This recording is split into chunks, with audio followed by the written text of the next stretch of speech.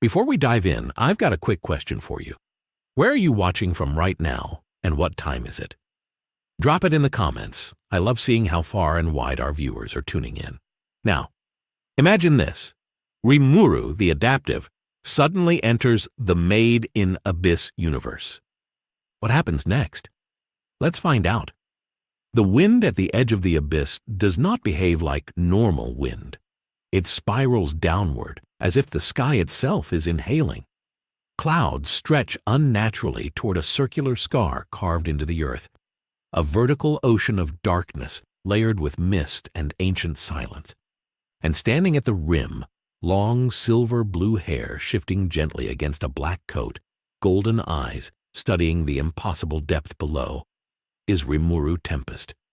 He does not look alarmed. Curious, yes. Intrigued, absolutely, but afraid, not even slightly. Raphael's voice hums quietly in his mind, cataloging atmospheric density, gravitational inconsistencies, spatial distortion patterns, no conventional magicules detected, no demon lord signatures, no divine authority. The air feels heavy in a way that cannot be quantified through energy readings alone. Rimuru tilts his head. This world is quiet, too quiet. Far below, faint lights flicker along the inner walls of the abyss. Relics embedded in rock, creatures shifting in shadows, entire ecosystems layered vertically like chapters of a forgotten nightmare. The depth is not just physical, it feels deliberate, structured. Without ceremony, without hesitation, Rimuru steps forward. He descends. There is no teleportation, no flashy magic, just gravity claiming him as it claims everything else that dares cross the threshold. His body adjusts automatically, air pressure equalized, kinetic resistance minimized. He could fly. He chooses not to. He wants to understand the world on its own terms. The first layer greets him with light filtered through foliage clinging to cliff faces. Strange plants pulse faintly with bioluminescence. Insects with translucent wings dart between vines. From a distance, it almost looks peaceful. Then the world tilts. Not physically, internally. A wave of nausea hits him without warning. Not poison, not a curse in the magical sense. It is as if the direction of existence itself has shifted by a fraction of a degree. His senses distort. Depth perception fractures. Sound arrives half a second too late. Raphael responds instantly. Analysis initiated. Unknown interference. Attempting nullification. Rimuru's regeneration activates on reflex, stabilizing neural pathways, purging destabilizing stimuli. For most beings, the effect would escalate into vomiting, vertigo, perhaps worse. For him, it is an inconvenience. Except it does not disappear. The sensation does not behave like damage. It behaves like a correction. He pauses midair, hovering just enough to steady himself. Golden eyes narrow slightly, not in pain, but in concentration.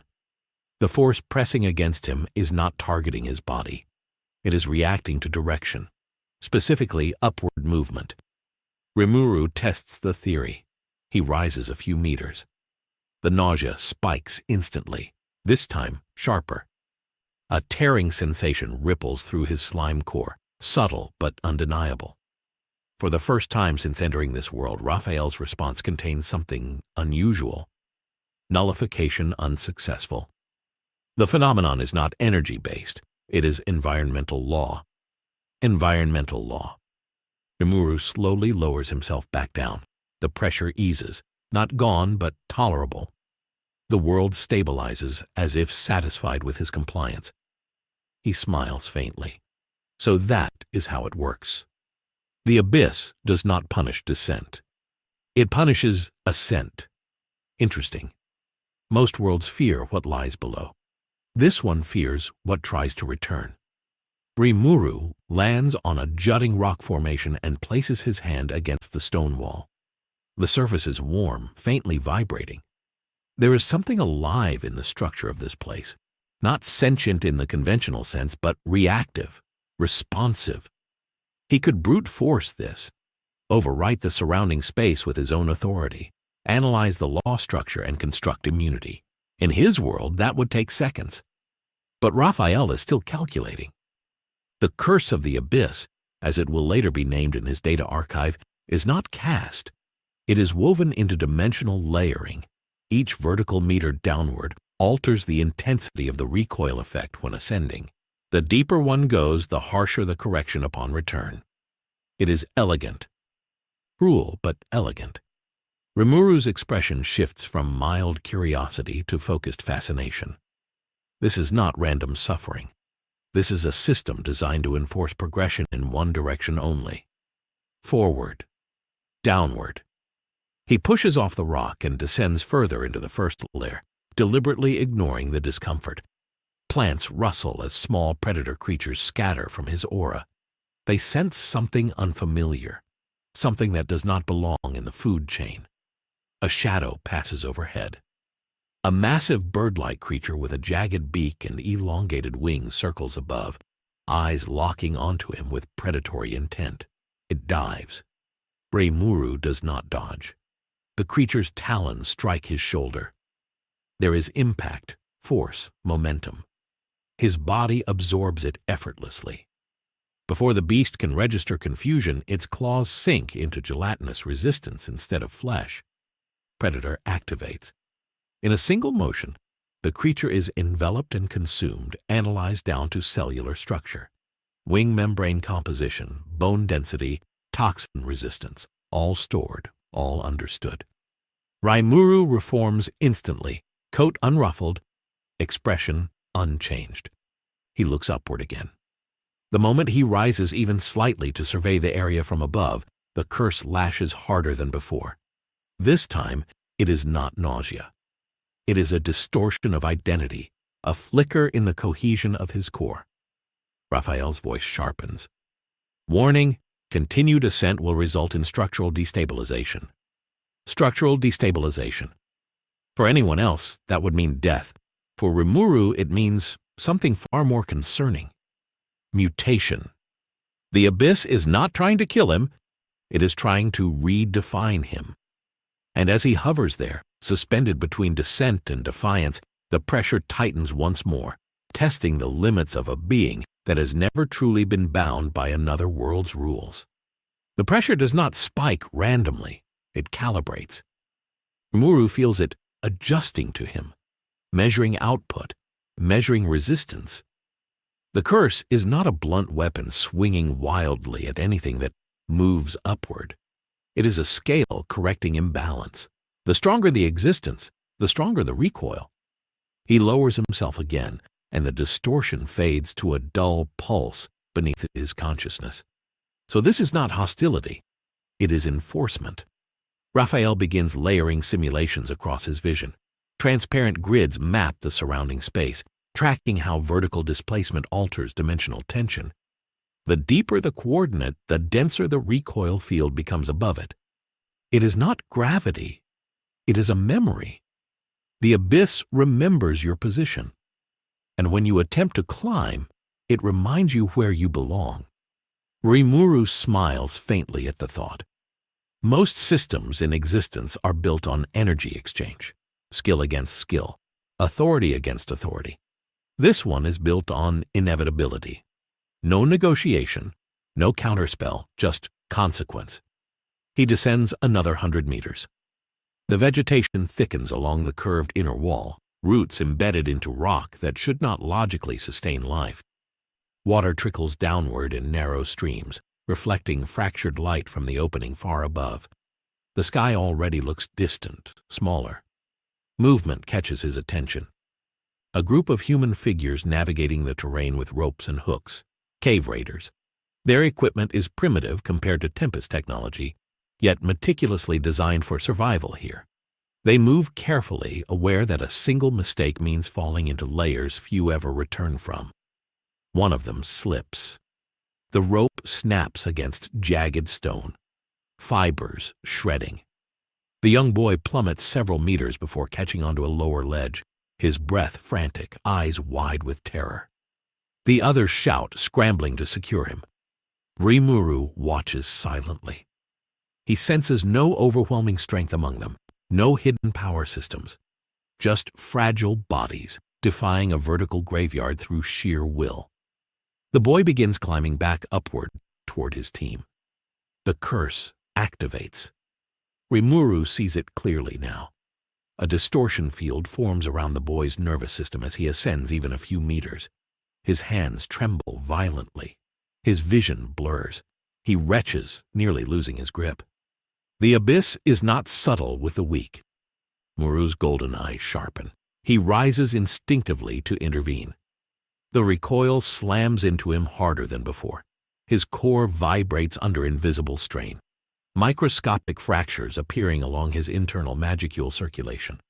Raphael immediately isolates the instability, reinforcing cohesion. Analysis updated. The curse scales proportionally to existential density. In other words, the abyss considers Rimuru an extreme anomaly.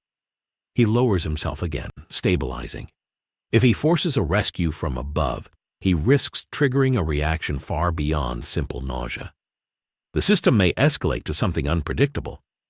Instead, he extends a thin filament of slime downward along the rock face, anchoring it beneath the boy's boots without ascending further. A subtle push stabilizes the child long enough for his companions to secure him with a secondary line. The humans never notice the intervention. They assume luck. Rimuru retracts the filament and watches as the group continues downward instead of retreating upward. They choose descent. Of course they do. In this world, progress is measured by how far you fall willingly. He lands on a broader outcrop and closes his eyes briefly. Raphael's calculations continue, faster now, comparing the abyssal field to conceptual frameworks Rimuru has encountered before. It is not divine authority like Veldonava's system. It is not demonic contract binding. It resembles something closer to a planetary will fragmented into layers. A vertical ecosystem that enforces adaptation by punishing retreat. That is when Rimuru makes the decision. He stops trying to neutralize the curse. Instead, he relaxes his defenses and allows a controlled upward motion, intentionally triggering the distortion while isolating every fragment of data it produces. The recoil tears through him again, sharper, deeper. His slime core ripples violently, momentarily destabilizing his human form. His silver blue hair flickers translucent before solidifying again. Pain registers, genuine pain. He does not flinch. Raphael begins absorbing the phenomenon as raw information rather than a threat to suppress. If the abyss operates as law, then law can be understood. And if it can be understood, it can eventually be integrated. The pressure intensifies for several seconds, then subsides as Rimuru descends once more. A faint warmth lingers in his core. No injury, not corruption, something else. Recognition. The abyss has acknowledged him. Deep below, far past the visible greenery of the first layer, something ancient shifts within the darkness. Not a creature, not a relic. A response embedded within the structure itself. For the first time since his arrival, Rimuru feels as though he is not merely exploring the abyss. He is being evaluated. The sensation of evaluation does not fade, it deepens. Rimuru resumes his descent, this time without hovering.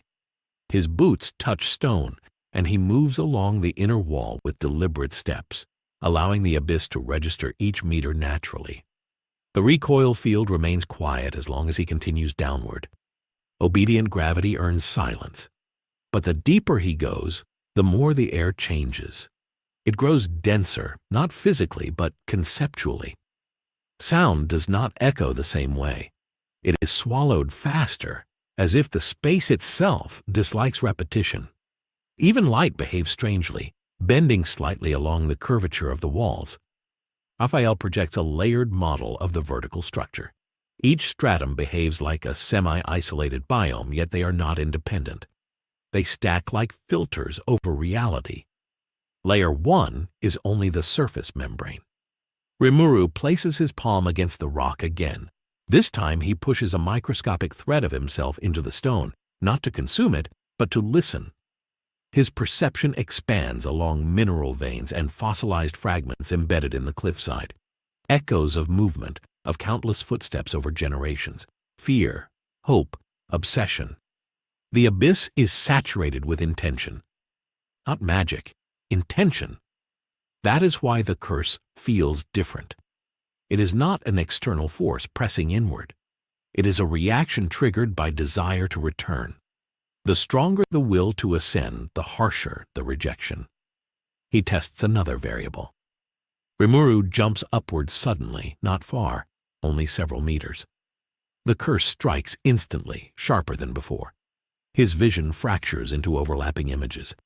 For a split second, his sense of self splinters, as if multiple versions of him exist slightly out of alignment.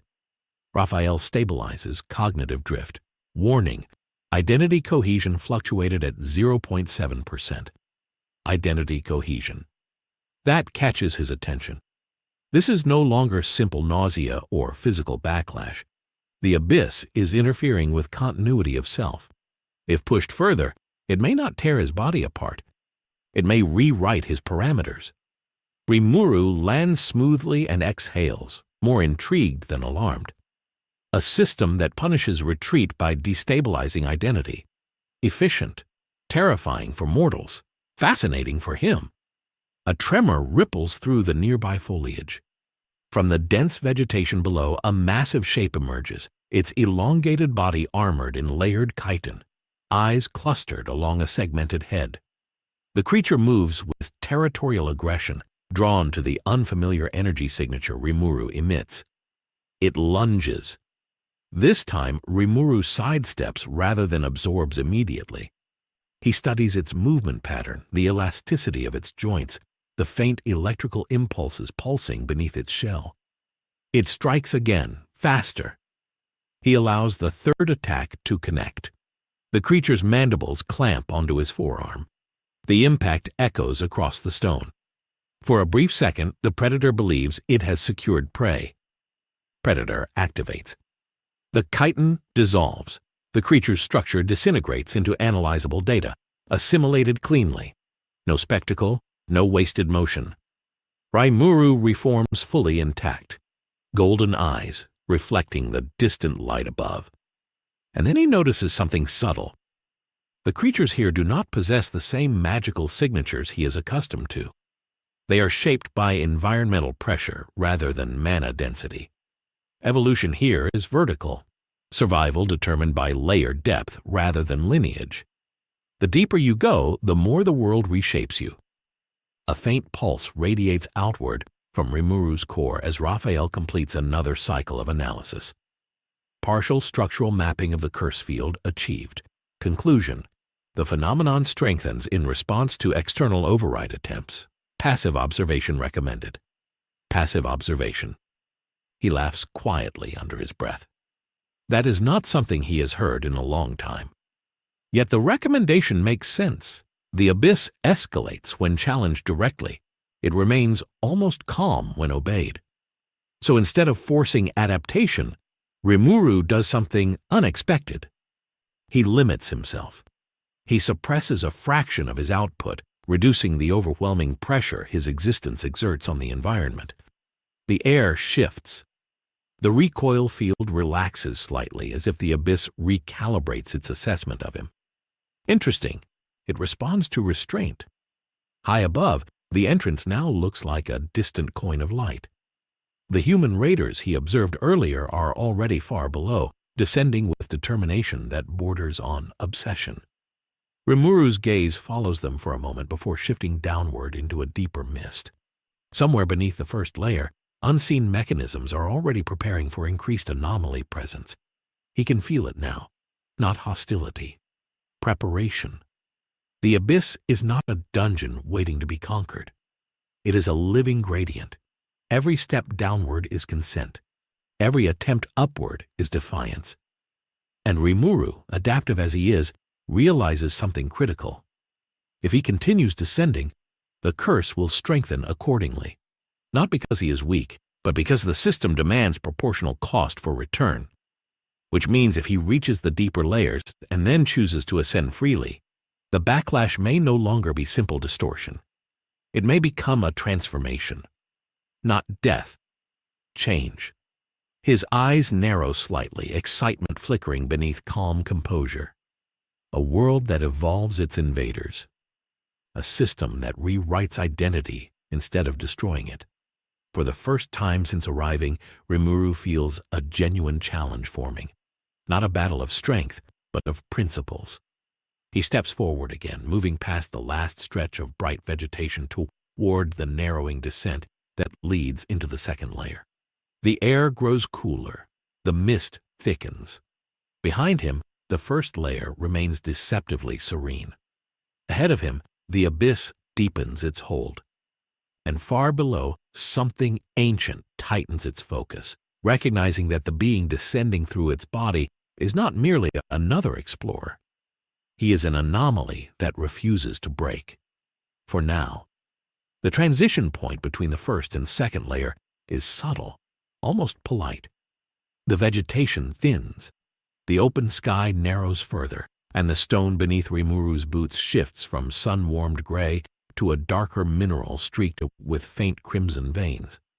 The air feels heavier here, not suffocating, but expectant. Rimuru pauses at the threshold. Raphael projects updated models across his perception.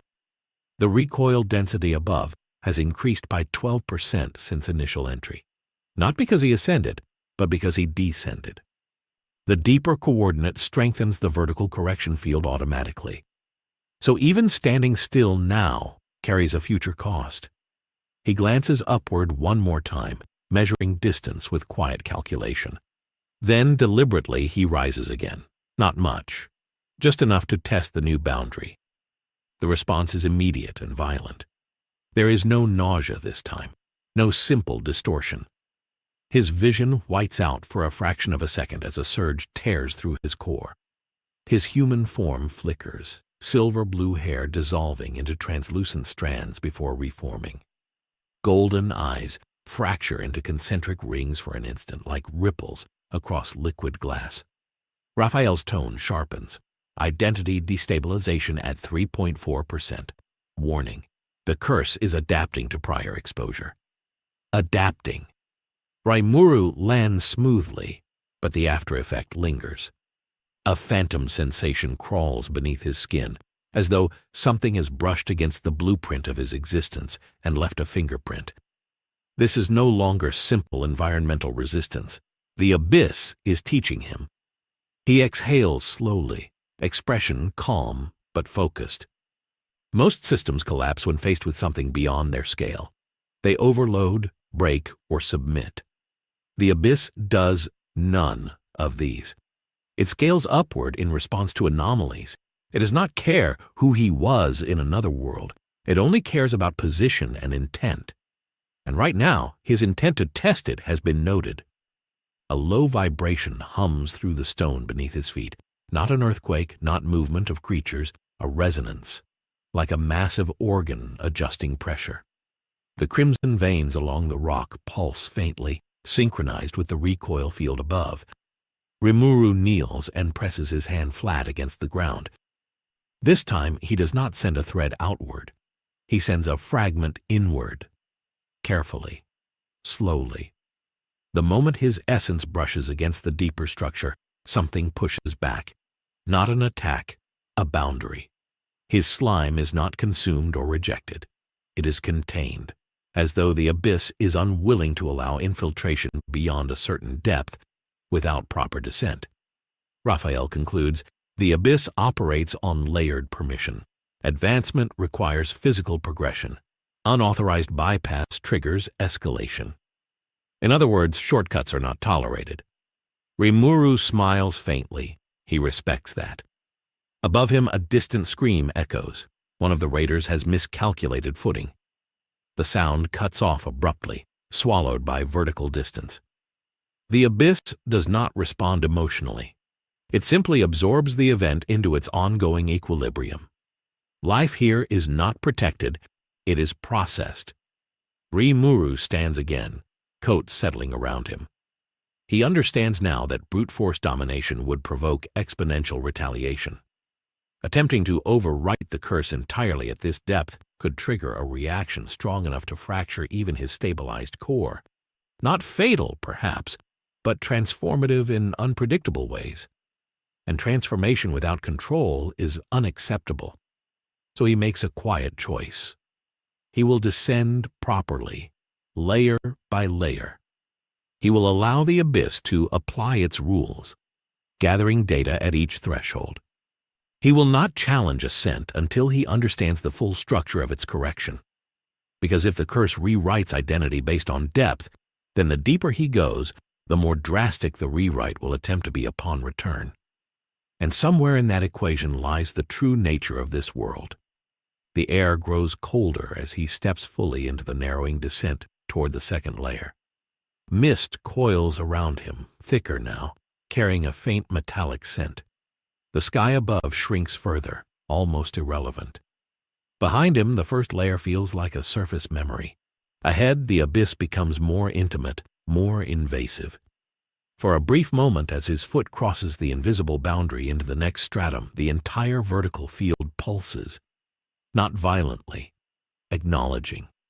Far below, in darkness untouched by surface light, an ancient mechanism shifts alignment. The anomaly has chosen descent. The evaluation will continue. The fifth layer is quiet in a way that feels engineered. Cold mist drifts across metallic platforms suspended over a sea of inverted flora. And at the center of that artificial stillness stands a man who treats the abyss not as a grave, but as a laboratory. Bondrewd adjusts a series of relic lenses embedded along the walls of Idofront, each one attuned to fluctuations in the curse field. For years, he has monitored anomalies, charted distortions, documented the exact moment hope collapses into despair during ascent. But this signal is different. It does not spike and vanish like a dying explorer. It persists, it adapts, it pushes downward without breaking. Inside the smooth black visor of his helmet, faint lights flicker as data streams across layered relic interfaces. The disturbance began in the first layer and has continued descending in controlled intervals. No panic responses, no erratic attempts to retreat. The curse has reacted, recalibrated, intensified, yet the source remains intact. Bondrewd's gloved fingers pause above a crystalline control panel, and beneath the mask, a smile spreads unseen. Fascinating. He increases amplification on the observation array.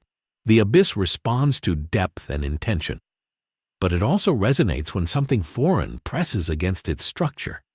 This presence does not behave like a relic, nor like a human diver. It resembles a stable singularity moving vertically through a system designed to fracture identity. Even the sixth layer's threshold flickered momentarily when the anomaly tested upward motion. That should not be possible from such a height. Umbra hands stand silently along the chamber walls, awaiting instruction. Their bodies are merely vessels, extensions of Bondrewd's will through Zoaholic's distributed consciousness. He does not need to raise his voice. A subtle shift in relic output is enough. Two of the hands step forward in perfect synchronization, retrieving specialized instruments calibrated to measure curse density fluctuations at intermediate layers. Bondrewd's voice echoes softly through the chamber, warm and almost paternal despite the clinical precision behind it. An entity that withstands recoil without degeneration. An intelligence that chooses descent instead of escape. How extraordinary! He reroutes power from secondary research wings to long-range sensory nodes embedded deep within the abyss walls. The devices awaken one by one, ancient relic cores humming as they triangulate the anomaly's trajectory. The readings stabilize. The being has crossed fully into the second layer and continues downward with measured restraint, neither accelerating recklessly nor hesitating in fear. Most who descend do so chasing answers or relics. This one descends for comprehension. Bondrewd tilts his head slightly as if listening to music only he can hear. The curse is intensifying proportionally, yet the subject's structure remains cohesive. That implies internal adaptability beyond biological limits. If such a being were exposed to concentrated sixth layer recoil under controlled conditions, the resulting data would redefine his understanding of transformation. He gestures lightly, and a sealed chamber behind reinforced glass activates. Within it rests a modified cartridge prototype, enhanced with layered relic circuitry meant to synchronize suffering with curse amplification. Originally designed to preserve functionality under blessing conditions, it now represents something more ambitious. A bridge between imposed despair and chosen evolution. Above, the abyss continues its silent evaluation of Rimuru's descent, unaware that far below, another observer has begun to calculate not how to survive the anomaly, but how to use it.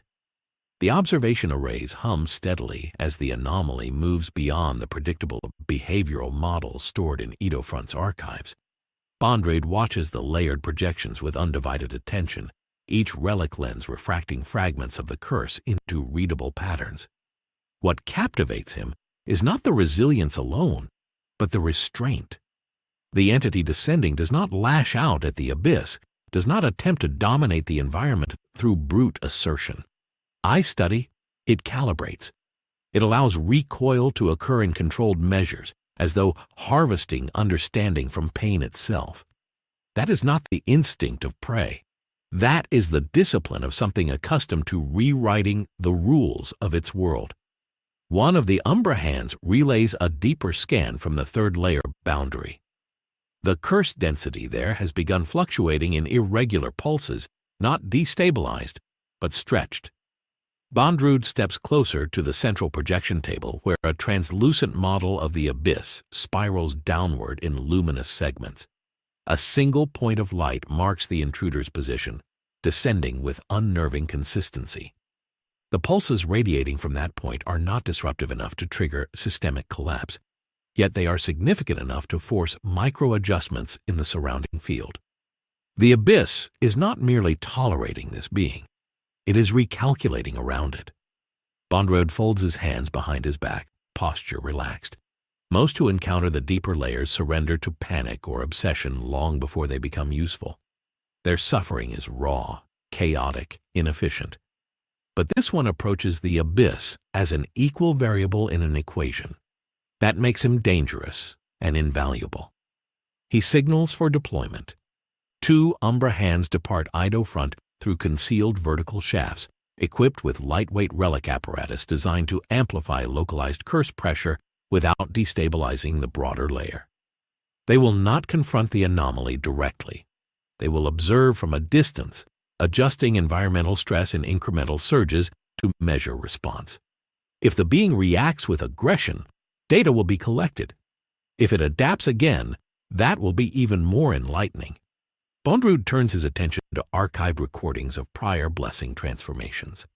Frames of distorted flesh, fractured consciousness, hollowed forms suspended between agony and transcendence. The abyss rewards sacrifice with alteration, but only under precise conditions. Too little despair yields destruction. Too much yields meaningless ruin. Balance is everything. And now, perhaps, he has found something capable of achieving balance without breaking. A subtle tremor ripples through the 5th layers of metallic platforms as the deployed relic nodes activate above. Curse density in the 3rd layer spikes momentarily, then stabilizes. On the projection table, the descending light pauses for the first time since entering the abyss.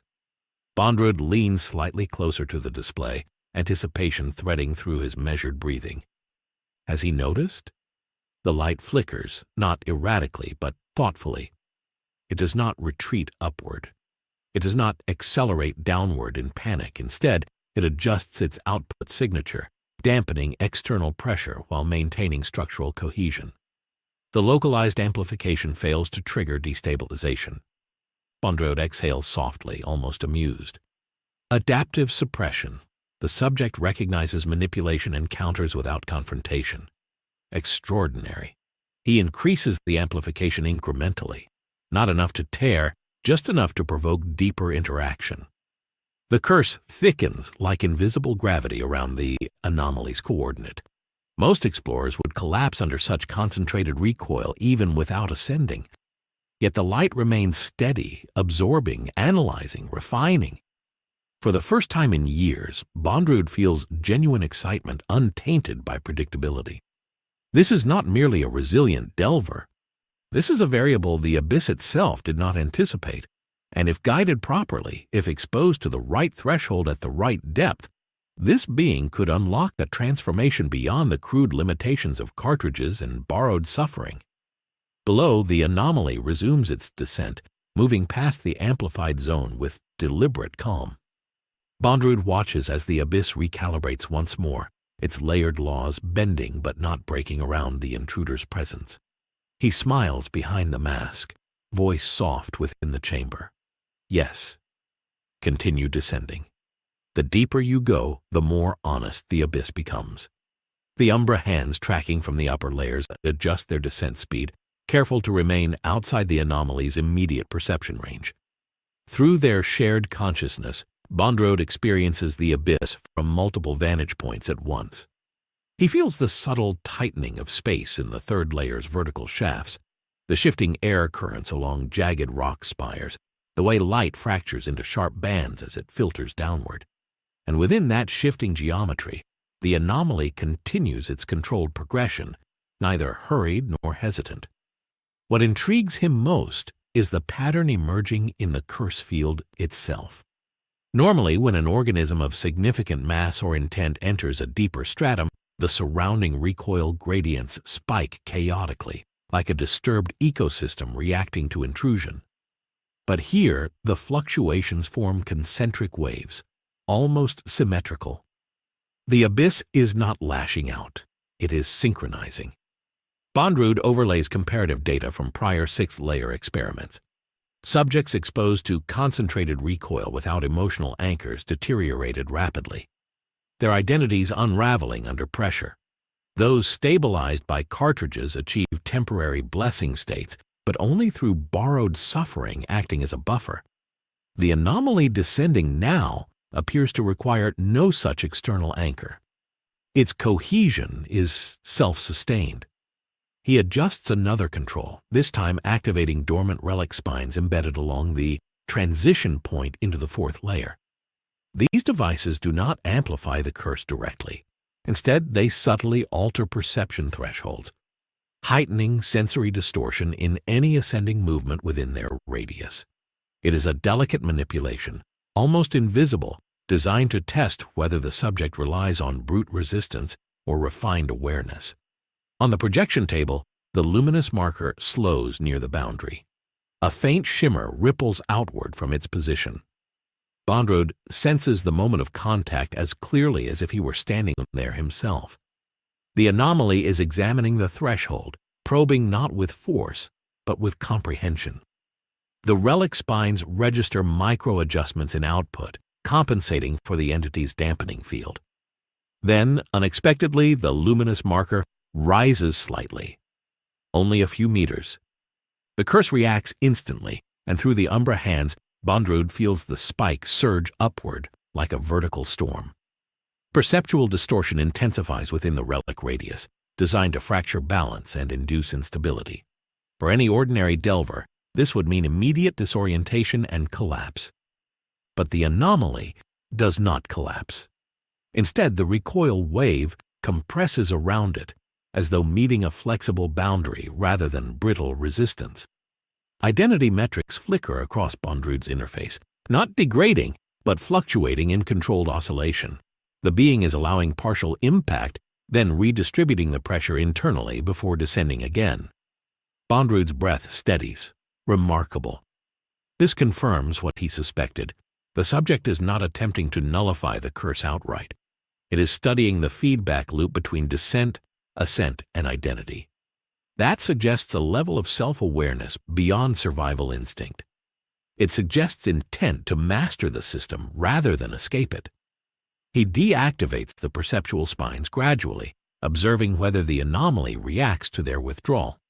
The luminous marker continues downward without hesitation, as if acknowledging the test and choosing not to retaliate. That restraint is the most dangerous trait of all. Bondrewd turns toward the sealed chamber housing the modified cartridge prototype. The relic circuitry within it glows faintly, awaiting activation. If this entity can endure layered recoil without borrowed anchors, then exposing it to concentrated sixth-layer pressure within controlled confines may produce a phenomenon never before documented. Not merely blessing, something pure. An evolution born from direct negotiation with the abyss rather than mediated despair. He gestures subtly, and preparation protocols begin. Energy is rerouted. Containment fields warm to operational thresholds. Umbra hands receive new directives to guide the anomaly's path subtly toward routes that will lead, inevitably, to the fifth layer's domain. Above, the luminous marker passes fully into the fourth layer's territory, where gravity warps more aggressively and organic structures cling to vertical surfaces like living architecture. The curse density thickens, yet the anomaly's descent remains steady, measured, almost patient. Bondrewd watches the synchronized waves forming around the marker and understands that he is no longer merely observing a specimen. He is anticipating a meeting. The fourth layer breathes differently from the ones above it. Its cavernous expanse opens wide before narrowing into twisted corridors where organic growth and stone fuse into something that resembles anatomy more than geology. Through the Umbra hands positioned along concealed ridges, Bondrewd witnesses the anomaly enter this domain without visible strain. The cursed density here is no longer a subtle recoil, but a constant atmospheric weight pressing against identity itself. Even remaining still requires subconscious resistance. Most delvers move through this layer with visible tension, their bodies betraying the effort of simply existing within its pressure. Yet the luminous marker representing the anomaly moves with calm precision. Bondrewd enhances magnification through a relic lens, anchored near a vertical drop that leads toward the sea of corpses. For a brief moment, he gains a clearer visual feed. A humanoid figure with silver-blue hair, a dark coat flowing lightly despite the heavy air. Golden eyes scanning the environment, not with fear, but with calculation. There is no visible strain in posture, no frantic adjustment to breathing. The curse ripples around him in layered distortions, but instead of tearing at his structure, it seems to refract along his surface like light bending through water. So this is the one.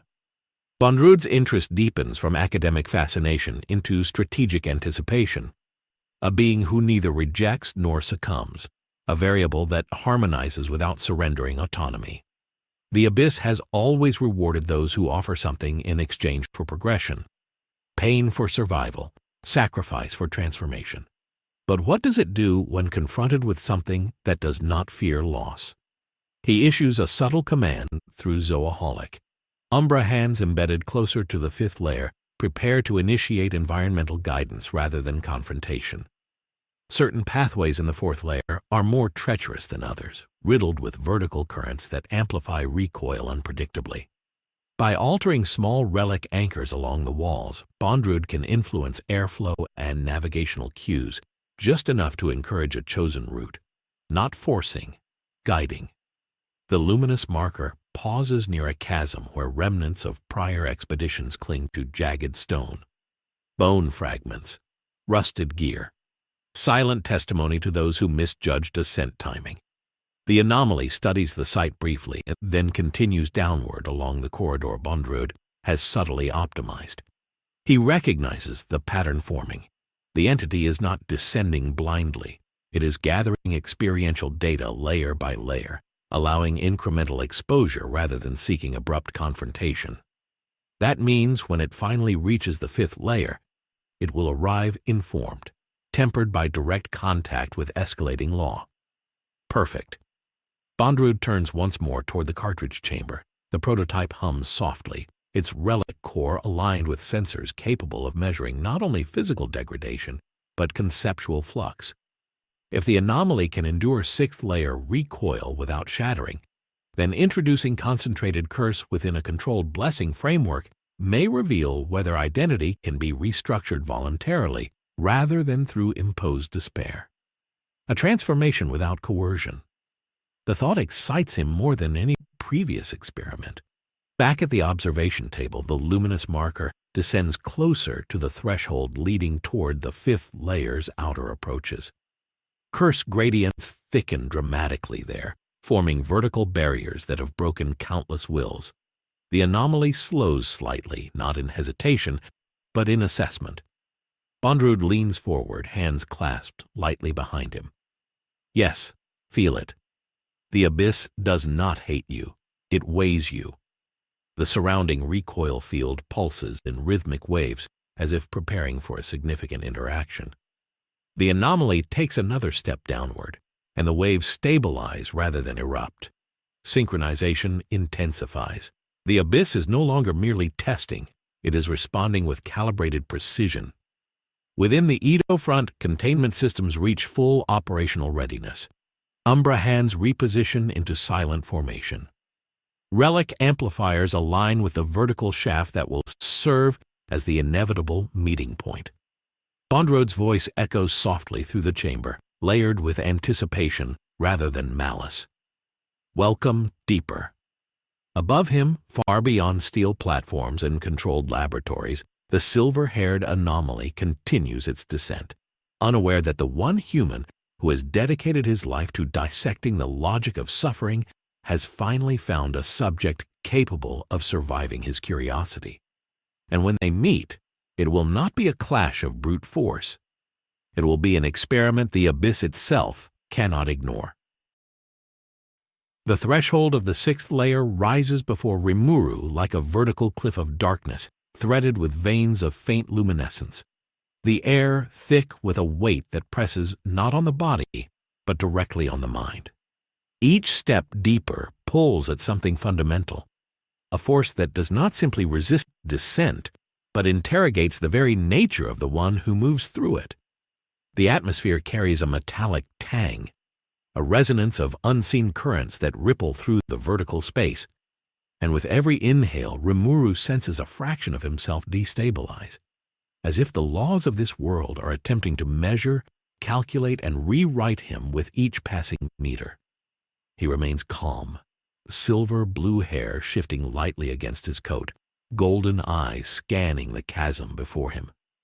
Every instinct tells him to pause, to test the bounds of what he can endure. But his decision is clear. He must continue. This is not exploration for survival, nor for mere knowledge.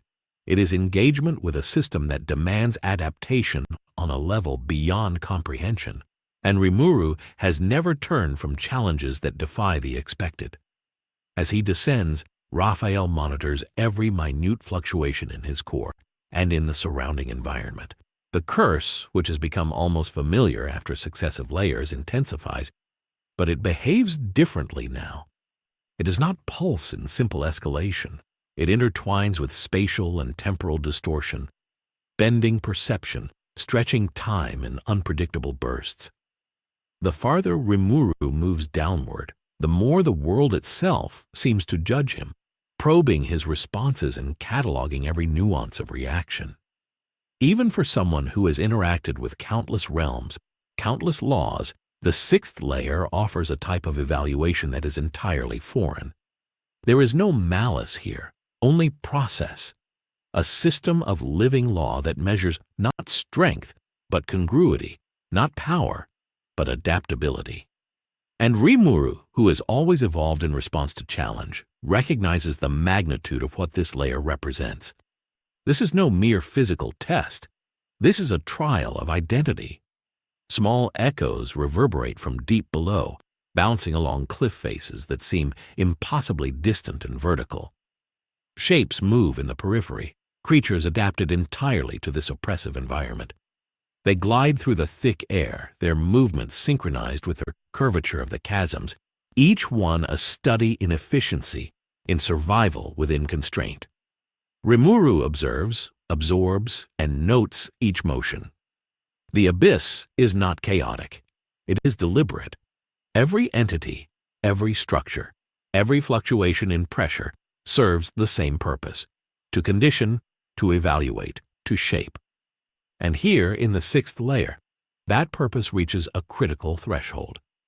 Without hesitation, he continues, each movement precise and calculated, as if aware that misjudgment could ripple upward through the layers, triggering more severe backlash. The curse reacts immediately to his ascent attempts or any sudden change in posture, and while his body can withstand damage through regeneration, the sixth layer is no longer concerned with mere bodily integrity. It seeks to interact with the essence of what he is, testing cohesion, probing core identity, introducing distortions that would destabilize lesser beings entirely. Golden eyes narrow slightly as he notes the pattern, understanding that this layer's recoil is no longer a blunt measurement of force or will, but an adaptive pressure responding to both intent and structure.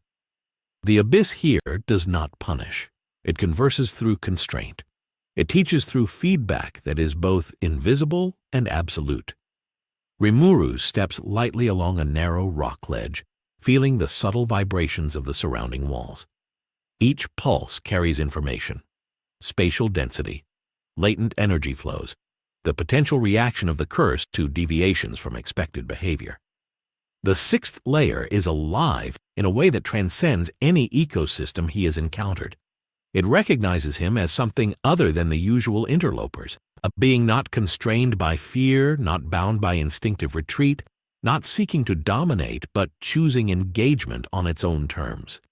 Even as the distortion intensifies with his proximity to deeper recesses, he perceives an almost musical cadence in the shifting energies, a rhythm in the way space and law intertwine, bending subtly around his presence.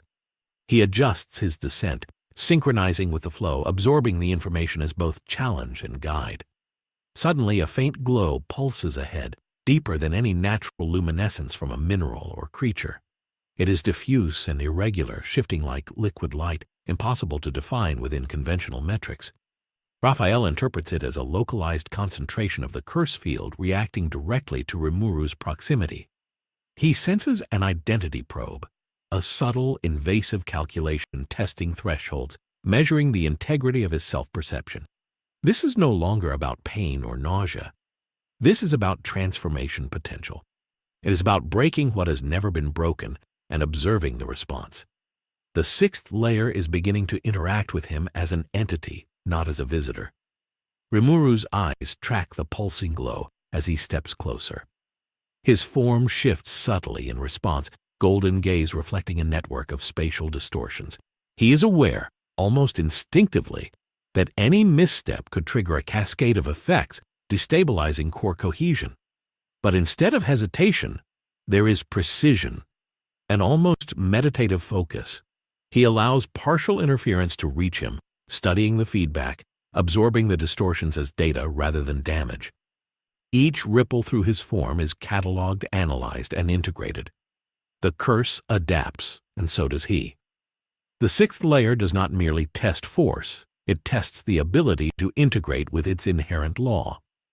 With each passing step, the environment reacts more visibly. Walls bend perceptibly, gravity shifts in subtle, disorienting angles, and ambient light refracts into overlapping spectrums that make depth perception almost impossible. Creatures adapted to this pressure curve in elongated fluid forms, their eyes tracking him with an intelligence that is almost alien. He observes them, absorbs the spatial information, and moves with confidence. The 6 layers evaluation has escalated, but Rimuru's adaptation keeps pace. The anomaly and the environment are beginning a conversation without words, a test conducted through motion, reaction, and resilience. Every instinct tells him that the true trial lies not in the surface distortions or the creatures, but in what waits deeper, where the curse is no longer measured by meters of descent, but by the integrity of identity itself. The 6th layer is approaching the critical threshold where even slight miscalculations can trigger irreversible transformation. And Rimuru, adaptive as he is, senses that beyond this point nothing will remain as it was before. The faint luminescent pulse ahead intensifies as he descends. Each step draws him closer to what feels like a culmination of all the layers below, a point where the abyss is no longer testing survival, but interaction with essence. Every atom of air, every shift in gravity, every distortion in time is aligned to probe the boundaries of what he is. The 6th layer is preparing its ultimate measure, and Rimuru steps forward deliberately, fully aware that this is no ordinary descent. This is a confrontation between law and anomaly, and the consequences will resonate far beyond these vertical chasms. The pulse expands, and for the first time, Rimuru feels the distortion pressing not just against his body, but against the cohesion of his self-concept. Golden eyes narrow with focus. He allows the sixth layer to apply its full evaluation, absorbing its pressure into his being, understanding that this is not punishment, not challenge, but a dialogue of law and identity. Each ripple through his form is not resisted, but integrated, his perception adapting to the feedback, reading the invisible structures shaping the layer itself. And deep within, he senses a shift in his own structure, a flicker of change that is inevitable, irreversible, and utterly transformative. Rimuru continues deeper into the sixth layer, every movement calculated to maintain equilibrium between external pressure and internal cohesion. The distorted gravity, the thickened air, the subtle warping of light, all of it feeds into the pulse of the abyss, each fluctuation a communication rather than an obstacle. Every step downward carries weight not in kilograms or pressure, but in existential consequence. The environment no longer merely tests his body, it probes the very structure of his being. Every shift in position, every adjustment of posture is mirrored by micro-distortions that ripple outward, subtly affecting the spatial field around him.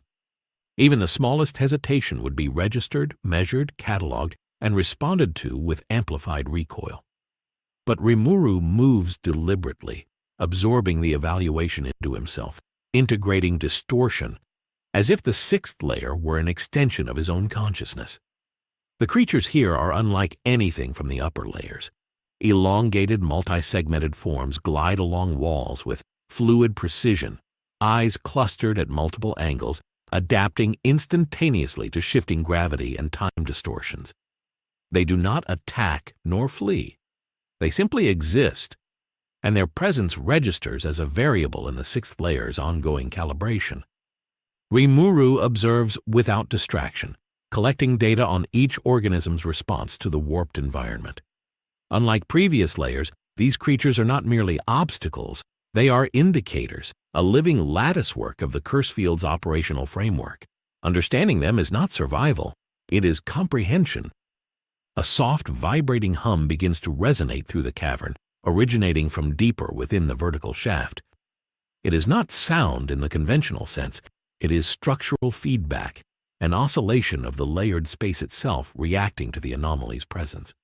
Raphael interprets it as a concentrated identity probe, one that reaches into the core of Rimuru's being and measures his responses on multiple levels simultaneously. This is the abyss, not only testing resilience, but actively querying self-cohesion. Each pulse of the field sends micro-variations through his slime core, forcing adaptive responses that ripple through his molecular matrix. For any ordinary entity, this would be overwhelming, a neurological and existential overload capable of total collapse. Rimuru absorbs it with controlled analysis, allowing the feedback to flow through him as information rather than threat. The deeper he descends, the more the sixth layer warps perceptual reality. Gravity no longer follows a uniform vector. Walls bend and twist unpredictably, passages elongate or compress in ways that defy conventional measurement. Light refracts through mineral veins, scattering in iridescent shards that blur spatial references. Even time feels fractured, stretching and contracting in pulses that ripple in tandem with the curse field's oscillations. Through it all, Rimuru maintains focus, adjusting not with brute force, but with precise calibration, allowing the environment's rhythm to inform his movement. Each step is a negotiation, a dialogue between self and layer, each descent a test of comprehension as much as endurance. A faint luminescence pulses ahead, growing more defined yet remaining diffuse, like liquid light pooling along the edges of a jagged overhang. It is the point toward which the sixth layer has been guiding him, a convergence of distortion, gravity, and identity testing. The curse field intensifies in this region, layers of pressure folding over one another, probing cohesion at both molecular and metaphysical levels. Rimuru senses that this is no ordinary boundary. It is a critical threshold, a point where the environment no longer merely reacts but engages directly with the core of the being moving through it. Golden eyes narrow as he steps closer, every motion deliberate, every calculation precise. The sixth layer is no longer an obstacle. It is a participant. The pulse radiates through him, compressing and expanding, not to harm, but to communicate. Each wave carries nuanced information, spatial laws, temporal anomalies, gravitational distortions, and the underlying logic of the curse itself. It is a complex, multidimensional test designed to observe not the strength of the body, but the flexibility of identity. Rimuru allows partial interference to reach him, integrating each wave as data, calibrating his own form to resonate with the pulse without yielding to destabilization. The abyss is conversing in the language of law, and he is beginning to understand. As he moves further into the threshold, the structural feedback intensifies. Walls ripple subtly, shadows elongate and retract with impossible precision, and the luminous pulse begins to coalesce, forming a dense focal point of energy. It is the embodiment of the sixth layer's evaluation, a concentrated manifestation of the curse's highest principles. Every instinct tells him that crossing this point will trigger irreversible change. It will not be damaged. It will be a transformation. And yet Rimuru does not hesitate. With a final, deliberate step into the dense glow, the field flares in synchronized waves. The sixth layer is fully engaging, probing, and testing. Ripples of distortion pass through Rimuru's form, not breaking, not tearing, but integrating. His perception, his cohesion, and even his sense of self respond fluidly, adapting to the layered pressures in a way that defies ordinary comprehension. The sixth layer has not been challenged like this before. It recognizes the anomaly as something beyond simple categorization, a being capable of mastering interaction with law itself. And in that moment, the sixth layer acknowledges him not as an intruder, not as prey, but as an equal participant in a dialogue that spans matter, energy, and identity. Each ripple of distortion, each pulse of the curse resonates through his core, registering as transformation without pain, evolution without coercion, and understanding without limit. Rimuru's descent has become more than exploration. It has become a fundamental negotiation with the laws of the abyss itself, and the consequences of this engagement will ripple far beyond anything previously observed in this vertical world. The sixth layer responds with precision. Every distortion in space, every subtle twist of gravity, every fluctuation in the curse field seems orchestrated not to punish, but to interact. Rimuru senses it as clearly as if the environment were conscious, a vast intelligence measuring not brute strength, but adaptation, awareness, and self-cohesion. Each pulse that radiates from the luminous focal point sends complex multidimensional data through him, testing the integrity of every molecule, every memory, every instinct. For most beings, the field would induce panic, fracture perception, and erase coherence entirely. For Rimuru, it becomes a source of insight, a living system that communicates in the language of law and consequence. He moves deliberately, letting the sixth layer apply its full weight, responding not with resistance, but with careful absorption, recalibrating his essence in harmony with the vertical field. The creatures here, adapted entirely to the oppressive reality of this depth, watch him with intelligence that surpasses mere instinct. Their elongated, segmented forms glide along surfaces that twist unnaturally, their eyes tracking him from multiple angles. They are not aggressive. They are observers and indicators, extensions of the curse itself, reflections of the layer's evaluation. Rimuru does not interact with them physically. Instead, he notes their behavior, their responses to micro-adjustments in position and gravity, and integrates the information into his ongoing adaptation. Even the movement of air and ambient particles carries meaning. A subtle shift in direction signals how the field distributes pressure across the environment, how the sixth layer anticipates and adjusts to presence. A sudden, concentrated flare of light pulses from the core of the focal point ahead. It is more than illumination. It is the abyss communicating directly, a multidimensional wave probing cohesion, comprehension, and self-containment simultaneously. Raphael flags micro-variations across Rimuru's structure, monitoring shifts in identity stability. Unlike previous layers where recoil could be mitigated through force or regeneration, here the challenge is conceptual. The sixth layer does not break bodies. It engages essence. Each oscillation of the field is a query, asking if the anomaly can maintain continuity, coherence, and adaptability under absolute law. Rimuru allows partial interference to integrate, using analytical absorption rather than resistance, letting the curse become a tool of comprehension rather than a threat. The light ahead intensifies, coalescing into a complex, almost crystalline structure suspended within the vertical chasm. It radiates the full spectrum of distortions present in the sixth layer. Gravitational anomalies, temporal warping, spatial compression, and identity probes. Every step toward it amplifies the field, but Rimuru adapts instantly, distributing the strain across his core, absorbing the data as it arrives, and feeding it back through a loop of real-time analysis. This is no longer descent for exploration. This is engagement with a living principle.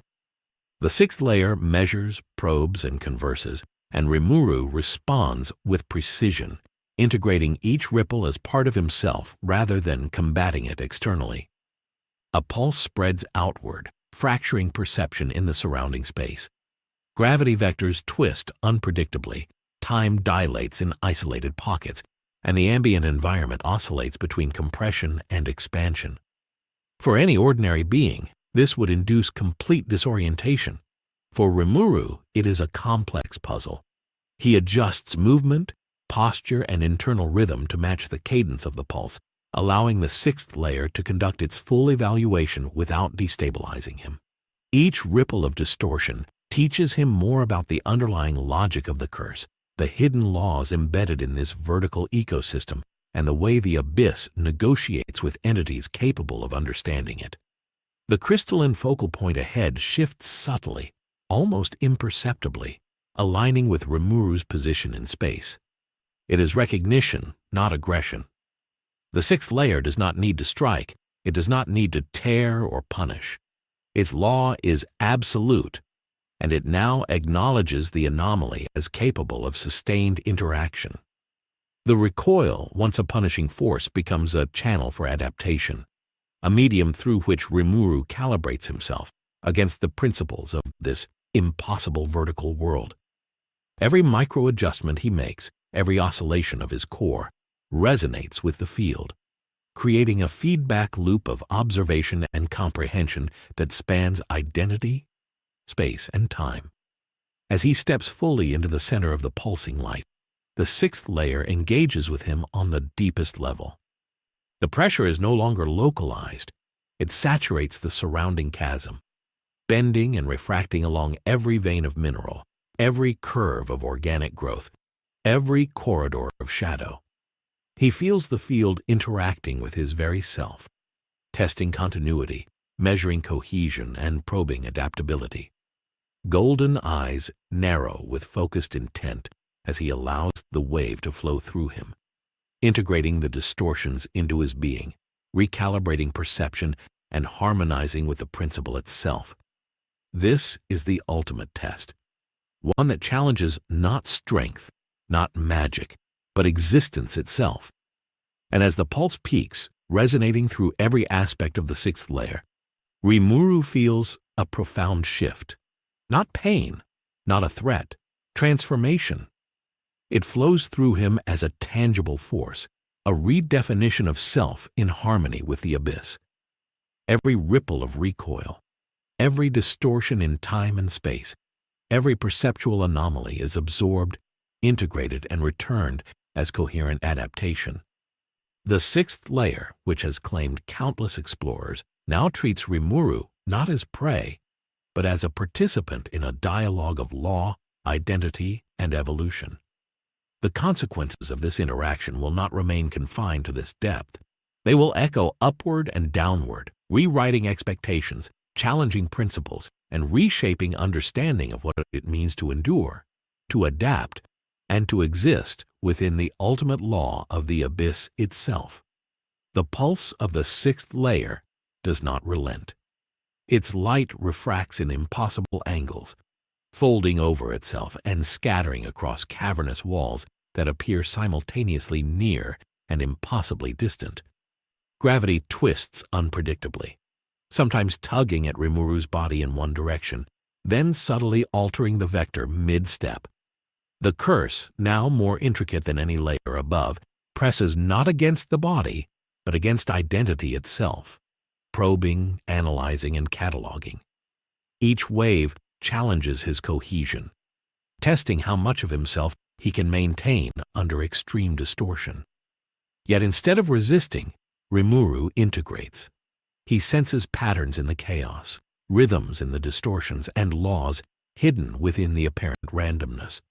What would break most explorers, what would tear ordinary beings apart mentally and physically, becomes data to him, a dynamic system to understand, a puzzle to harmonize with. As he descends further, the luminous focal point begins to respond to him actively. The sixth layer's evaluation is no longer passive. Its pulses intensify, timing themselves with his movements. Shadows bend to align with his position. Microcurrents of gravity ripple through the cavern, subtly redirecting momentum to probe his adaptive capabilities. Creatures attuned to the depths observe silently, sliding along the walls, bodies elongated and segmented, eyes reflecting intelligence that transcends instinct. They are not obstacles. They are extensions of the layer's logic, each movement a live data point feeding back into the sixth layer's system of evaluation. Rimuru watches them, not as prey, not as predator, but as participant, absorbing their responses into his understanding, using them to anticipate shifts in environment, gravity, and curse intensity. A thick metallic resonance spreads outward as he approaches what feels like the absolute core of this sixth layer. The vibration passes not just through the air, but through stone and mineral, bending light and time in localized bursts. Raphael interprets it as a concentrated identity probe, a wave designed to test the boundaries of self-perception and cohesion. Every molecule of Rimuru's being vibrates in response, not chaotically, but in careful adaptive oscillation. This is no longer a test of strength or endurance. It is a negotiation with the law of this world. The sixth layer is attempting to measure what he is, not merely if he can survive. Each pulse is an interrogation, asking if his identity can remain stable while simultaneously being challenged on every conceivable axis. The crystalline glow ahead coalesces further, solidifying into a lattice of refracted light and multidimensional energy that occupies the vertical chasm like a living construct. The curse field intensifies around it, layers folding into one another, compressing and stretching simultaneously, testing cohesion at molecular, energetic, and metaphysical levels. For most beings, this would be overwhelming, inducing collapse at every scale. Rimuru, however, continues forward with precise adaptation. He absorbs the feedback, integrating distortions into his form, calibrating himself against the sixth layer's pulse. This interaction is no longer a descent. It is a dialogue of law, perception, and identity, each response feeding back into the layer, creating a reciprocal evaluation. As he steps fully into the lattice, the field reacts instantly. Gravity shifts unpredictably, bending in multiple vectors at once. Time dilates in pockets, stretching and compressing in rhythmic pulses aligned with the curse. Shadows of the cavern elongate and retract, reflecting changes in energy density as the sixth layer actively interacts with him. The creatures, now completely attuned to the energy of the anomaly, glide alongside him, bodies forming patterns that map the flow of recoil and distortion. Each step Rimuru takes is a calculated negotiation, a precise harmonization of movement, awareness, and internal structure. The sixth layer no longer observes passively. It converses through space, distortion, and energy, and Rimuru answers, not in words or force, but in presence, adaptation, and comprehension. The peak of the pulse arrives. Distortion radiates through every facet of the vertical shaft, bending light, gravity, and perception in perfect synchrony. The curse field, previously a test of resilience, now functions as a medium of transformation. Rimuru feels its effects at the deepest level, not as pain, not as threat, but as a tangible force integrating with his being. Each ripple, each twist of gravity, each temporal anomaly feeds into his understanding, reshaping the edges of perception and self-concept simultaneously. The sixth layer evaluates not endurance, but the capacity for adaptation, for self-directed evolution under the pressure of absolute law. For the first time, the sixth layer acknowledges him as an equal participant. The pulse harmonizes with his movement, the distortions coalescing into a rhythm that he can interpret, respond to, and integrate. He is no longer merely surviving or descending. He is interacting, negotiating, and reshaping in real time, a being capable of mastering engagement with the principles of the deepest layer. Every step forward amplifies understanding, not merely of the curse or environment, but of identity itself, of what it means to exist within absolute law without surrendering cohesion. And as the pulse reaches its apex, a profound shift occurs within Rimuru. Golden eyes widen slightly as he senses transformation begin. Not imposed, not coerced, but emergent from the interaction itself. The sixth layer is not breaking him. It is teaching, testing, and evolving him simultaneously. Each distortion, each microwave of recoil becomes a vector for growth, a channel through which law, identity, and adaptation merge. In that crucible, the anomaly and the abyss achieve an unprecedented equilibrium. The consequences will ripple far beyond this depth, altering the relationship between being and law in a world designed to consume all who dare approach its ultimate threshold. Rimuru has not simply descended into the sixth layer. He has become a participant in its fundamental principle, a living dialogue with the abyss itself. The observation room in Ido Front is silent except for the subtle hum of the relics brought online in preparation for what Bondrewd has long anticipated. His gloved hands hover over control panels that measure every conceivable variable, from curse density gradients to microfluctuations in identity cohesion.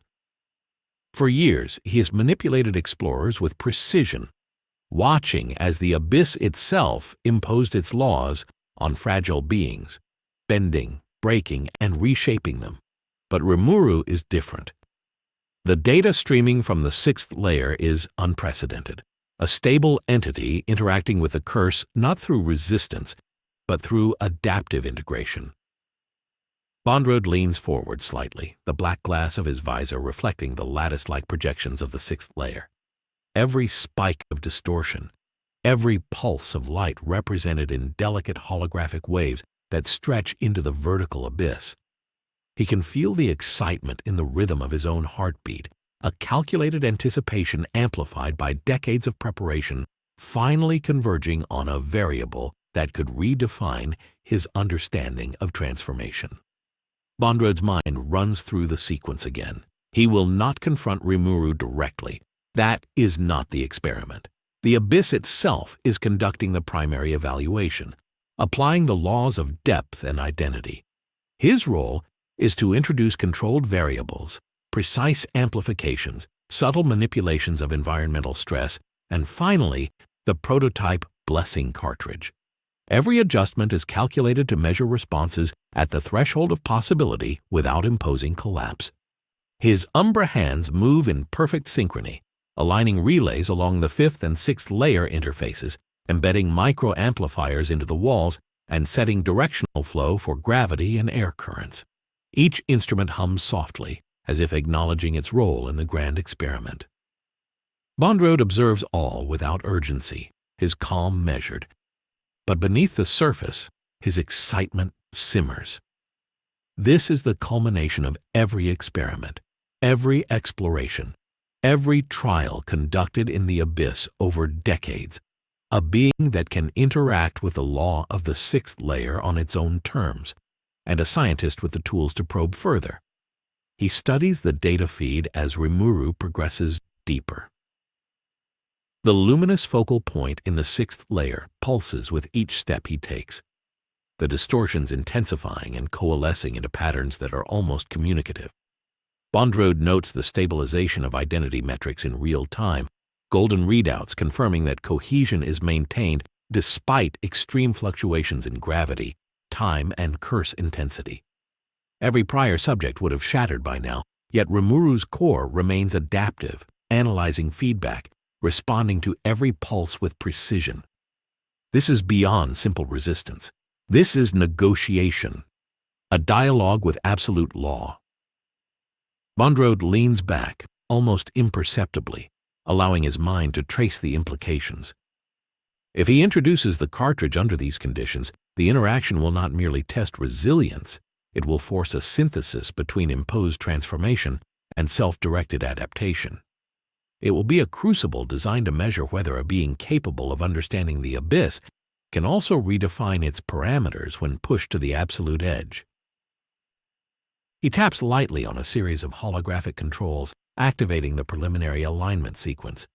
Relic amplifiers embedded in the fifth layer adjust subtly, creating channels that funnel the environmental distortions upward toward the sixth layer threshold without alerting the anomaly. Gravity vectors are skewed minutely to induce measurable oscillations. Air currents are directed in synchronized pulses, and the curse density is amplified fractionally along projected paths. This is all preparatory, a calibration to ensure that when the cartridge is deployed, every ripple of energy, every fluctuation in identity cohesion, can be captured and analyzed. Bondrewd watches as the lattice projection of the sixth layer responds, the distortions aligning almost imperceptibly with his adjustments. This is the interplay he has long sought. The abyss providing the framework, the anomaly providing the stability, and his instruments recording the interaction with unprecedented clarity.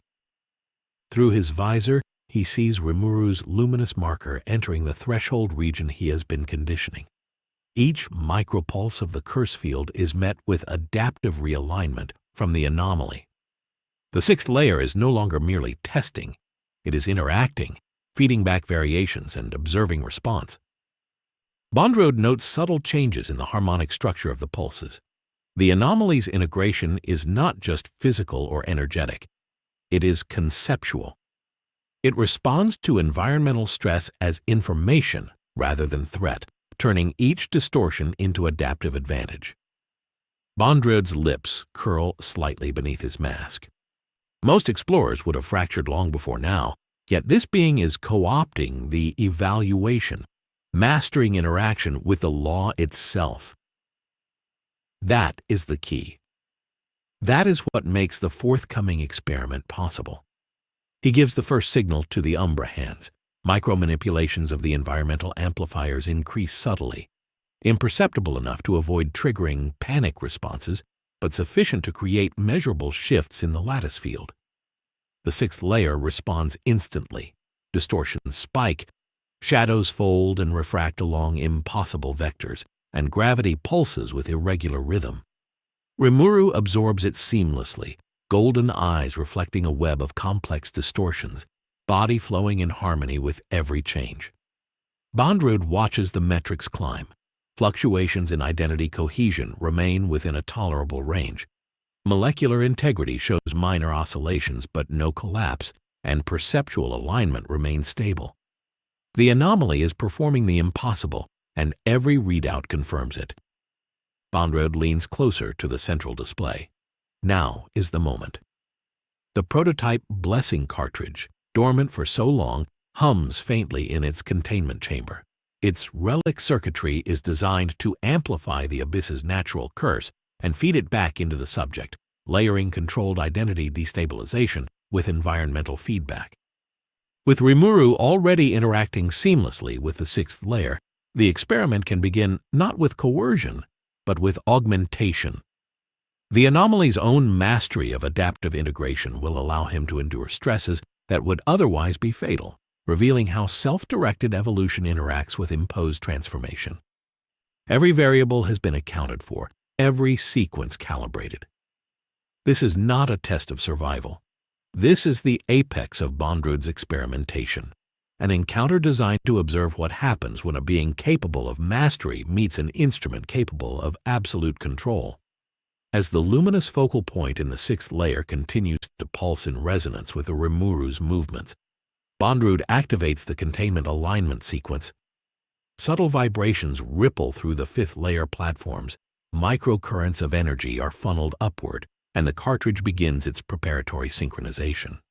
He watches, calculating, measuring. The anomaly is unaware of the exact moment the augmentation will occur, yet every motion, every adaptive response has been guiding it toward this point. The sixth layer itself has become part of the experiment, its law interacting with the anomaly's integration, setting the stage for what Bondrewd has long imagined but never witnessed, the convergence of imposed law, environmental distortion, and voluntary adaptation in a being capable of mastering them simultaneously. And in that chamber of steel and light, behind the black visor that reflects impossible lattices of the sixth layer, Bondrewd leans slightly forward, a whisper of anticipation threading through the measured calm. Everything is ready. Every instrument, every calculation, every adjustment aligns perfectly. The anomaly descends into the augmented threshold, unaware that it has entered the apex of human-designed experimentation. The sixth layer pulses, Rimuru adapts, and Bondrewd waits, knowing that what happens next will not be mere observation. It will be a revelation. Bondrewd watches as Rimuru moves deeper into the sixth layer, the anomaly's golden eyes reflecting the fracturing light of the lattice-like focal point. Each step he takes is mirrored by subtle fluctuations across Bondrewd's instruments. Gravity vector shift, spatial distortions ripple outward, and cursed density pulses in rhythm with the anomaly's own adaptive oscillations. The Umbra hands, positioned at strategic nodes along the fifth layer interface, relay real-time adjustments to the containment fields, ensuring that every micro-distortion, every shift in environmental stress is measured and amplified just enough to maintain control without triggering catastrophic failure. For most explorers, even minimal exposure to these layered manipulations would result in immediate collapse. For Rimuru, it is a symphony of variables, each one absorbed and integrated with precision, creating a feedback loop that amplifies the experiment rather than undermining it. The prototype blessing cartridge hums faintly in its chamber, its energy core synchronized with the environmental manipulations Bondrewd has orchestrated. It is designed to introduce a controlled destabilization of identity, layering additional curse influence atop the naturally occurring sixth layer distortions. Unlike previous trials, this augmentation is not intended to break the subject. It is a test of synthesis, the ability of a being to endure, integrate, and ultimately evolve under simultaneous internal and external pressures. Bondrewd observes the holographic readouts with meticulous attention. Molecular cohesion, energy resonance, perceptual alignment, and identity stability are all within measurable tolerances. Each metric is a confirmation that the anomaly is not only surviving, but interacting with the augmented field in a manner previously deemed impossible. The sixth layer responds dynamically to the augmentation. Distortions increase in intensity, bending light and space around Rimuru, warping gravity vectors, and creating temporal pockets where perception stretches and compresses unpredictably. The creatures adapted to these depths glide alongside him, their movements reflecting subtle shifts in the curse field, effectively mapping the layer's responses in real time. Rimuru adjusts seamlessly, recalibrating posture, movement, and energy distribution to harmonize with every perturbation. Bondrewd notes the correlation between applied stress and adaptive integration. The anomaly is not resisting or countering the augmentation. It is incorporating it, turning imposed distortion into a tool for further comprehension and control. A sudden, localized spike in the curse field triggers a micro-fluctuation across the lattice projection. The sixth layer pulses with concentrated intensity, testing identity cohesion to near-threshold levels. Golden eyes narrow as Rimuru absorbs the interference, allowing the distortion to pass through his form while maintaining structural integrity. Bondrewd's instruments capture every nuance. Molecular vibrations remain stable. Perceptual anomalies are normalized internally, and energy redistribution occurs instantaneously. For a moment, the anomaly becomes a conduit, a living interface between the abyss and human-engineered augmentation, demonstrating a level of adaptive evolution that defies previous understanding. Bondrewd leans closer to the main console, fingers brushing the controls that govern the next phase of the experiment. The augmented curse wave is ready, calibrated to push the anomaly to the upper limits of identity integration without triggering collapse. Environmental manipulators along the fifth layer subtly shift, directing localized distortions toward the descending path. Gravity pulses intensify in measured increments, and spatial curvature is adjusted in real time to create a controlled yet unpredictable challenge. The sixth layer's natural distortions and the augmentation synchronize, forming a lattice of evaluation and pressure unlike anything Bondrewd has observed. The anomaly's interactions with this system are the focal point of decades of preparation, representing the apex of controlled experimentation in the abyss. Rimuru steps further into the amplified field and the lattice responds instantly. Distortions bend and fold, temporal anomalies fluctuate, and the curse resonates with unprecedented complexity. Every micro-adjustment in his form triggers a measurable response in the environment, creating a continuous dialogue between subject layer and augmentation. Bondrewd observes the live feed, noting the interplay of forces. The anomaly's adaptive integration is transforming potential destabilization into constructive evolution. The sixth layer's laws, once absolute and unforgiving, are now interacting with a variable capable of negotiating with them on equal terms. Each ripple of energy, each twist of gravity, each fluctuation in perception is analyzed and absorbed by Rimuru, creating a real-time synthesis of imposed law and voluntary adaptation.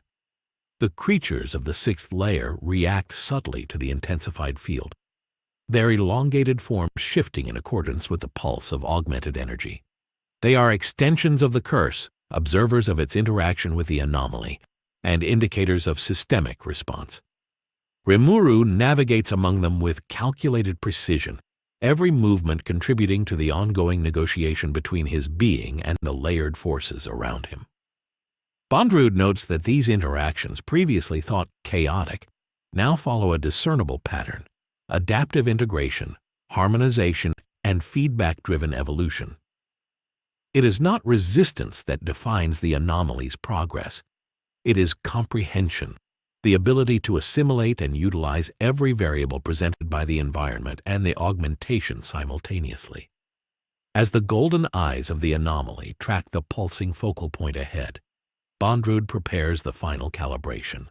The amplification sequence, once fully engaged, will converge environmental distortion, the augmented curse wave, and identity evaluation into a single, high-intensity lattice of interaction.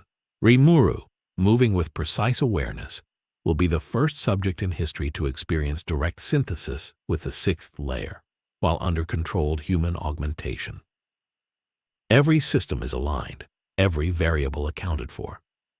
The chamber hums with anticipation, the instrument's readouts climbing steadily as the experiment reaches its critical phase. Bondrewd watches with measured breath, knowing that the next few moments will redefine the boundaries of adaptation, identity, and the interaction between living law and conscious mastery. The sixth layer pulses more intensely, responding to the calibration. Light bends into impossible angles, gravity vectors twist unpredictably yet harmoniously, and temporal distortions ripple outward in synchrony with Rimuru's steps. Each fluctuation is a test, each spike an opportunity for integration. Bondrewd observes, fascinated, as the anomaly continues forward, golden eyes absorbing the pulse, body and core adapting to the layered distortions. The experiment has entered its apex phase. The anomaly is no longer simply surviving or adapting. It is synthesizing, merging imposed augmentation with intrinsic law mastery, creating a dynamic equilibrium that has never before been achieved within the abyss. Bondrewd leans back slightly, the black glass of his visor reflecting the chaotic yet patterned lattice of light and distortion. Every instrument confirms what he has long theorized, a being capable of true comprehension, capable of negotiating law rather than succumbing to it, can interact with augmentation not as an external imposition, but as a complementary force. The final stage is near. The amplified curse wave, fully synchronized with the sixth layer, is ready to converge on the anomaly's position.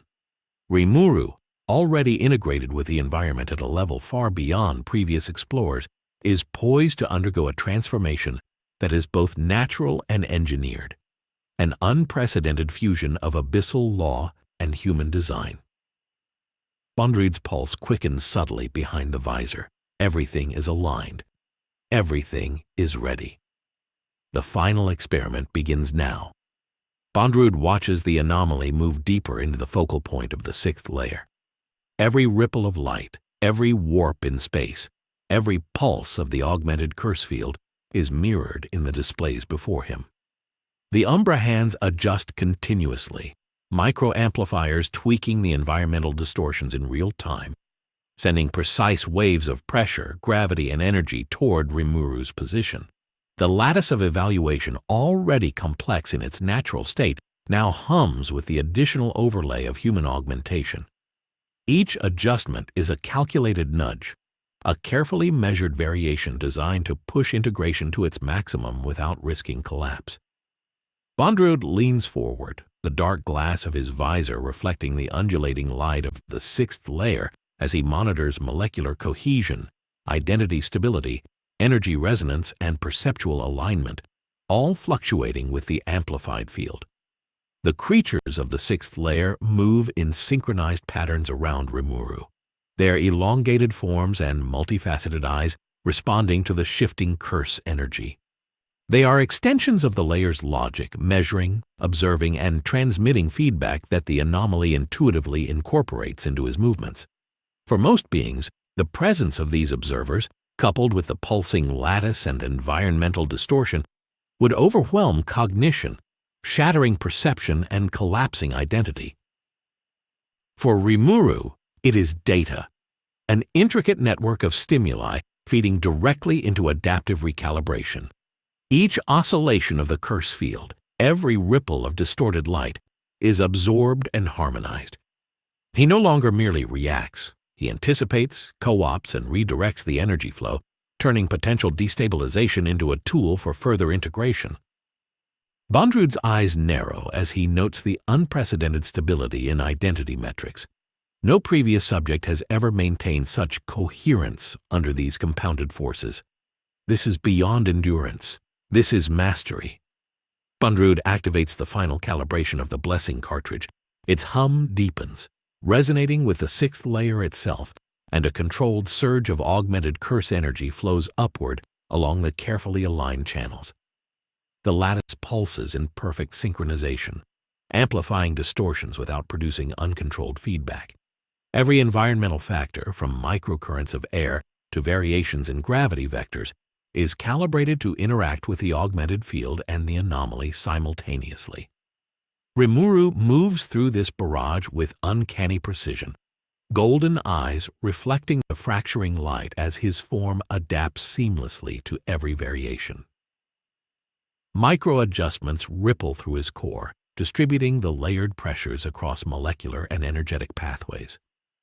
The sixth layer reacts dynamically, amplifying the pulse where integration is strongest, testing limits, probing further, and recording every response. As the augmented field converges on him, the sixth layer's lattice responds with unprecedented complexity. Distortions bend and fold, Gravity vectors shift unpredictably yet harmoniously, and temporal anomalies ripple outward, creating localized pockets of expansion and compression. Rimuru's body, mind, and essence synchronize with the environment, absorbing the compounded distortions as raw data. He is no longer simply descending. He is participating in a dynamic feedback loop, one that tests the boundaries of identity and adaptation. Each wave of augmented energy triggers internal recalibration. Each fluctuation in perception is integrated, and each environmental anomaly is harmonized. Bondrewd observes the holographic projections, eyes scanning readouts that confirm what he has long theorized. A being capable of comprehension at this level can convert imposed stress into self-directed evolution, an unprecedented convergence of natural law and engineered augmentation. The pulse reaches its apex, saturating the surrounding vertical shaft with waves of energy that refract in impossible angles, twist gravity vectors unpredictably, and create cascading temporal distortions. Rimuru stands at the center, absorbing it all, his golden eyes unwavering, every motion deliberate. The lattice responds to his presence, amplifying the interaction rather than suppressing it. Creatures glide around him in patterns that reflect the energy flow, indicators of systemic response, yet they remain observers, not predators.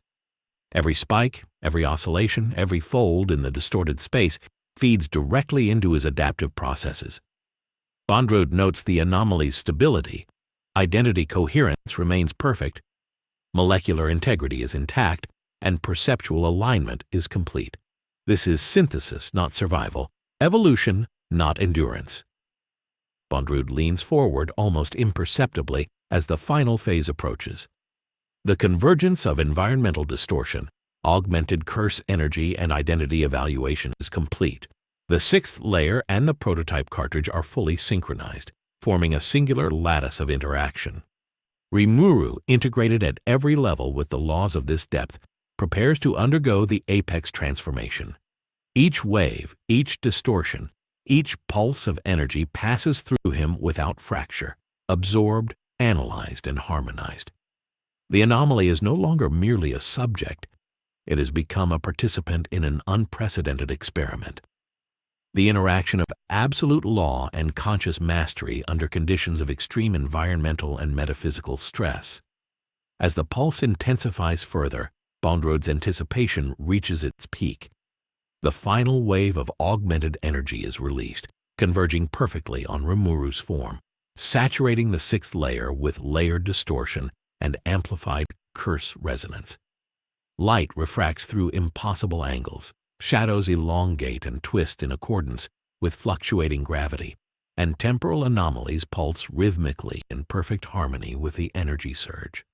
Rimuru's form glows faintly, golden eyes tracking the undulating lattice, body and core adapting in real time.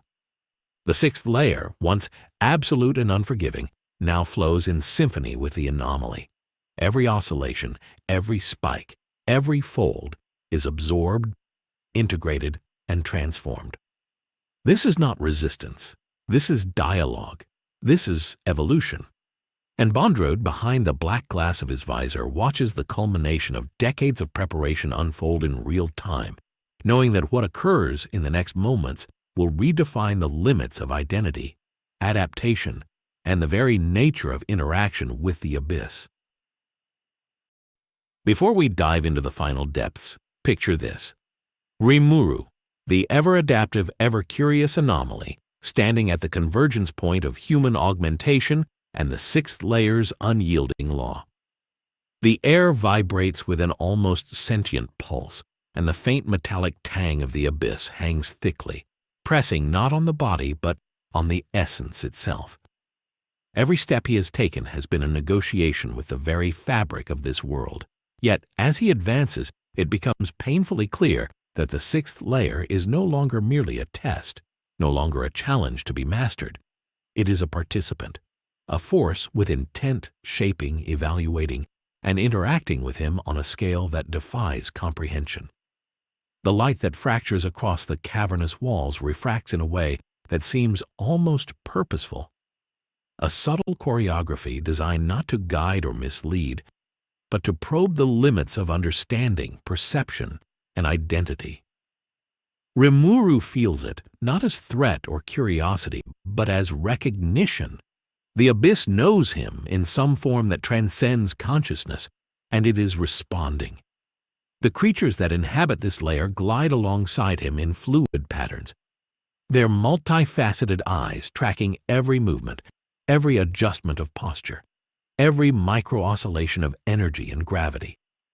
They are not mere observers, they are extensions of the abyss itself, living sensors feeding real-time data to the environment, allowing the sixth layer to interact with Rimuru on levels far beyond the physical. Each ripple of distortion, every twist in the gravity vectors, every fluctuation in the curse field resonates with the anomaly's presence, and every response he makes feeds back into the system in a perfect, almost musical symmetry. This is no longer a linear challenge. It is a conversation conducted across molecular vibrations, spatial folds, temporal pockets, and identity coherence, and Rimuru, golden eyes reflecting the lattice of impossible light, steps into it willingly, absorbing each wave as both data and guide. The focal point of the sixth layer ahead begins to shift subtly, coalescing into forms that seem to reflect intent rather than randomness. Shadows fold and unfold with precision, not as natural consequence but as deliberate articulation, casting intricate patterns that trace the flow of energy and the paths of gravity. The metallic resonance of the environment grows, vibrating through the walls, the floor, and even the air, until it seems to permeate every atom in the vertical chasm. Rimuru senses that this resonance is a kind of language, not verbal or conscious, but a forceful expression of the abyss's will, a measure of its awareness and its expectation of interaction. He aligns with it, adjusting posture, energy flow, and perception, creating a feedback loop that balances his essence with the environment's pressure, turning potential destabilization into fluid adaptation. Bondrewd, monitoring the convergence from the observation chamber, notes the interplay with fascination bordering on reverence. The anomaly, previously measured and evaluated under augmentation, is now engaging directly with the intent of the abyss itself. Every fluctuation, every pulse of distortion, every movement of Rimuru's form is mirrored in the lattice projections, each response recorded in real time across molecular, energetic, and perceptual dimensions. The sixth layer, once thought to be an absolute impartial system, exhibits signs of responsiveness, almost as though it is recalibrating based on the anomaly's integration. Bondrewd understands the magnitude. No human-made augmentation, no manipulation, no controlled variable could produce this level of interaction. The abyss is exerting its will, and Rimuru is negotiating with it on equal terms, an unprecedented dialogue between living law and conscious mastery. As Rimuru moves closer to the core of the sixth layer, the lattice pulses with increasing intensity, bending light into a kaleidoscope of impossible angles, refracting and folding space in ways that strain perception and defy comprehension. Gravity vectors twist in multiple directions simultaneously, and temporal distortions ripple outward in a rhythm that seems almost communicative. The creatures of the layer respond, gliding with elegance and precision, their movements tracing the flow of augmented energy and environmental distortion. Rimuru, now fully attuned, does not resist or counteract. Instead, he harmonizes, becoming a part of the lattice's oscillations. Golden eyes track every fold, every pulse, every shadow, and his body and core resonate in synchronization with the abyss, integrating each challenge into his adaptive processes. The curse field itself begins to interact with intention, no longer simply an environmental hazard, but an expressive medium. Each pulse seems to probe his essence, measuring not physical resilience, but coherence, comprehension, and adaptability. Every fluctuation in density, every micro-adjustment in spatial alignment, Every oscillation of temporal distortion communicates parameters, expectations, and consequences. Rimuru senses it instinctively, responding with precise calibration. He allows the field to flow through him, integrating its energy, analyzing its pattern, and converting potential destabilization into advancement. The sixth layer is no longer a passive system. It is a sentient, intentional force, and Rimuru, ever the adaptive anomaly, is navigating it with a level of understanding no human or previous explorer could achieve. As he steps deeper into the concentrated pulse of energy, the abyss begins to assert its will more tangibly. Gravity ripples become deliberate, forming temporary vectors that direct his motion without constraint. Shadows fold into lattice-like patterns that trace his energy flow, reflecting his integration back at him in visual feedback. Temporal pockets stretch and compress, creating intervals that allow observation, adaptation, and synthesis simultaneously. Rimuru absorbs every variation, every subtle cue, every wave of the curse, integrating them into his being. He is no longer reacting, he is participating, negotiating, co-creating with the abyss. Each response is precise, elegant, and adaptive, a testament to his unique capacity to harmonize with forces designed to break any other being. The golden light of the focal point ahead intensifies, refracting through the warped cavern and scattering across the walls in patterns that almost resemble intentful symbols. Every fold, every reflection, every ripple in the ambient field communicates expectation and consequence. Rimuru's form responds fluidly, body and core aligning with the multidimensional pulses, integrating distortion, harmonizing with gravitational flux, and synchronizing with temporal irregularities. The lattice of the sixth layer has become more than a testing ground. It is a living, sentient system communicating its will through pressure, distortion, and energy. He understands that the abyss is no longer indifferent. It recognizes his adaptation and is engaging him as a participant, not a victim, in a dialogue that spans matter, energy, and identity itself. The creatures, previously silent observers, now move with coordinated precision around him, their elongated, multi-segmented forms tracing currents of augmented energy and environmental distortion. They reflect the will of the abyss, creating patterns that act as living extensions of its intent. Rimuru incorporates their movements into his adaptive responses, reading subtle cues in their trajectory, in the oscillation of their forms, and in the timing of their motion. Each adjustment is integrated seamlessly, reinforcing the feedback loop between anomaly and environment. Golden eyes track the focal point, mapping the flow of augmented curse energy, the folding of space, and the rhythmic pulses of temporal distortion. He becomes both participant and instrument, harmonizing with the sixth layer's will in a display of conscious mastery. Even as the augmented curse field reaches levels previously unimaginable, Rimuru maintains cohesion, identity stability, and energy distribution with precision that defies conventional limits. The sixth layer reacts to each movement, each adaptive response, and each calibration, intensifying in complexity, yet remaining coherent. Gravity vectors bend in nested layers, temporal pockets shift in rhythmic cycles, and distortions ripple outward in multidimensional patterns. The lattice is alive with the abyss's will, and Rimuru is the first being to respond without fracture, integrating law and energy, distortion and identity into a seamless dialogue. Bondrewd observes with restrained awe. The experiment has surpassed human prediction. The abyss is not a mere environment.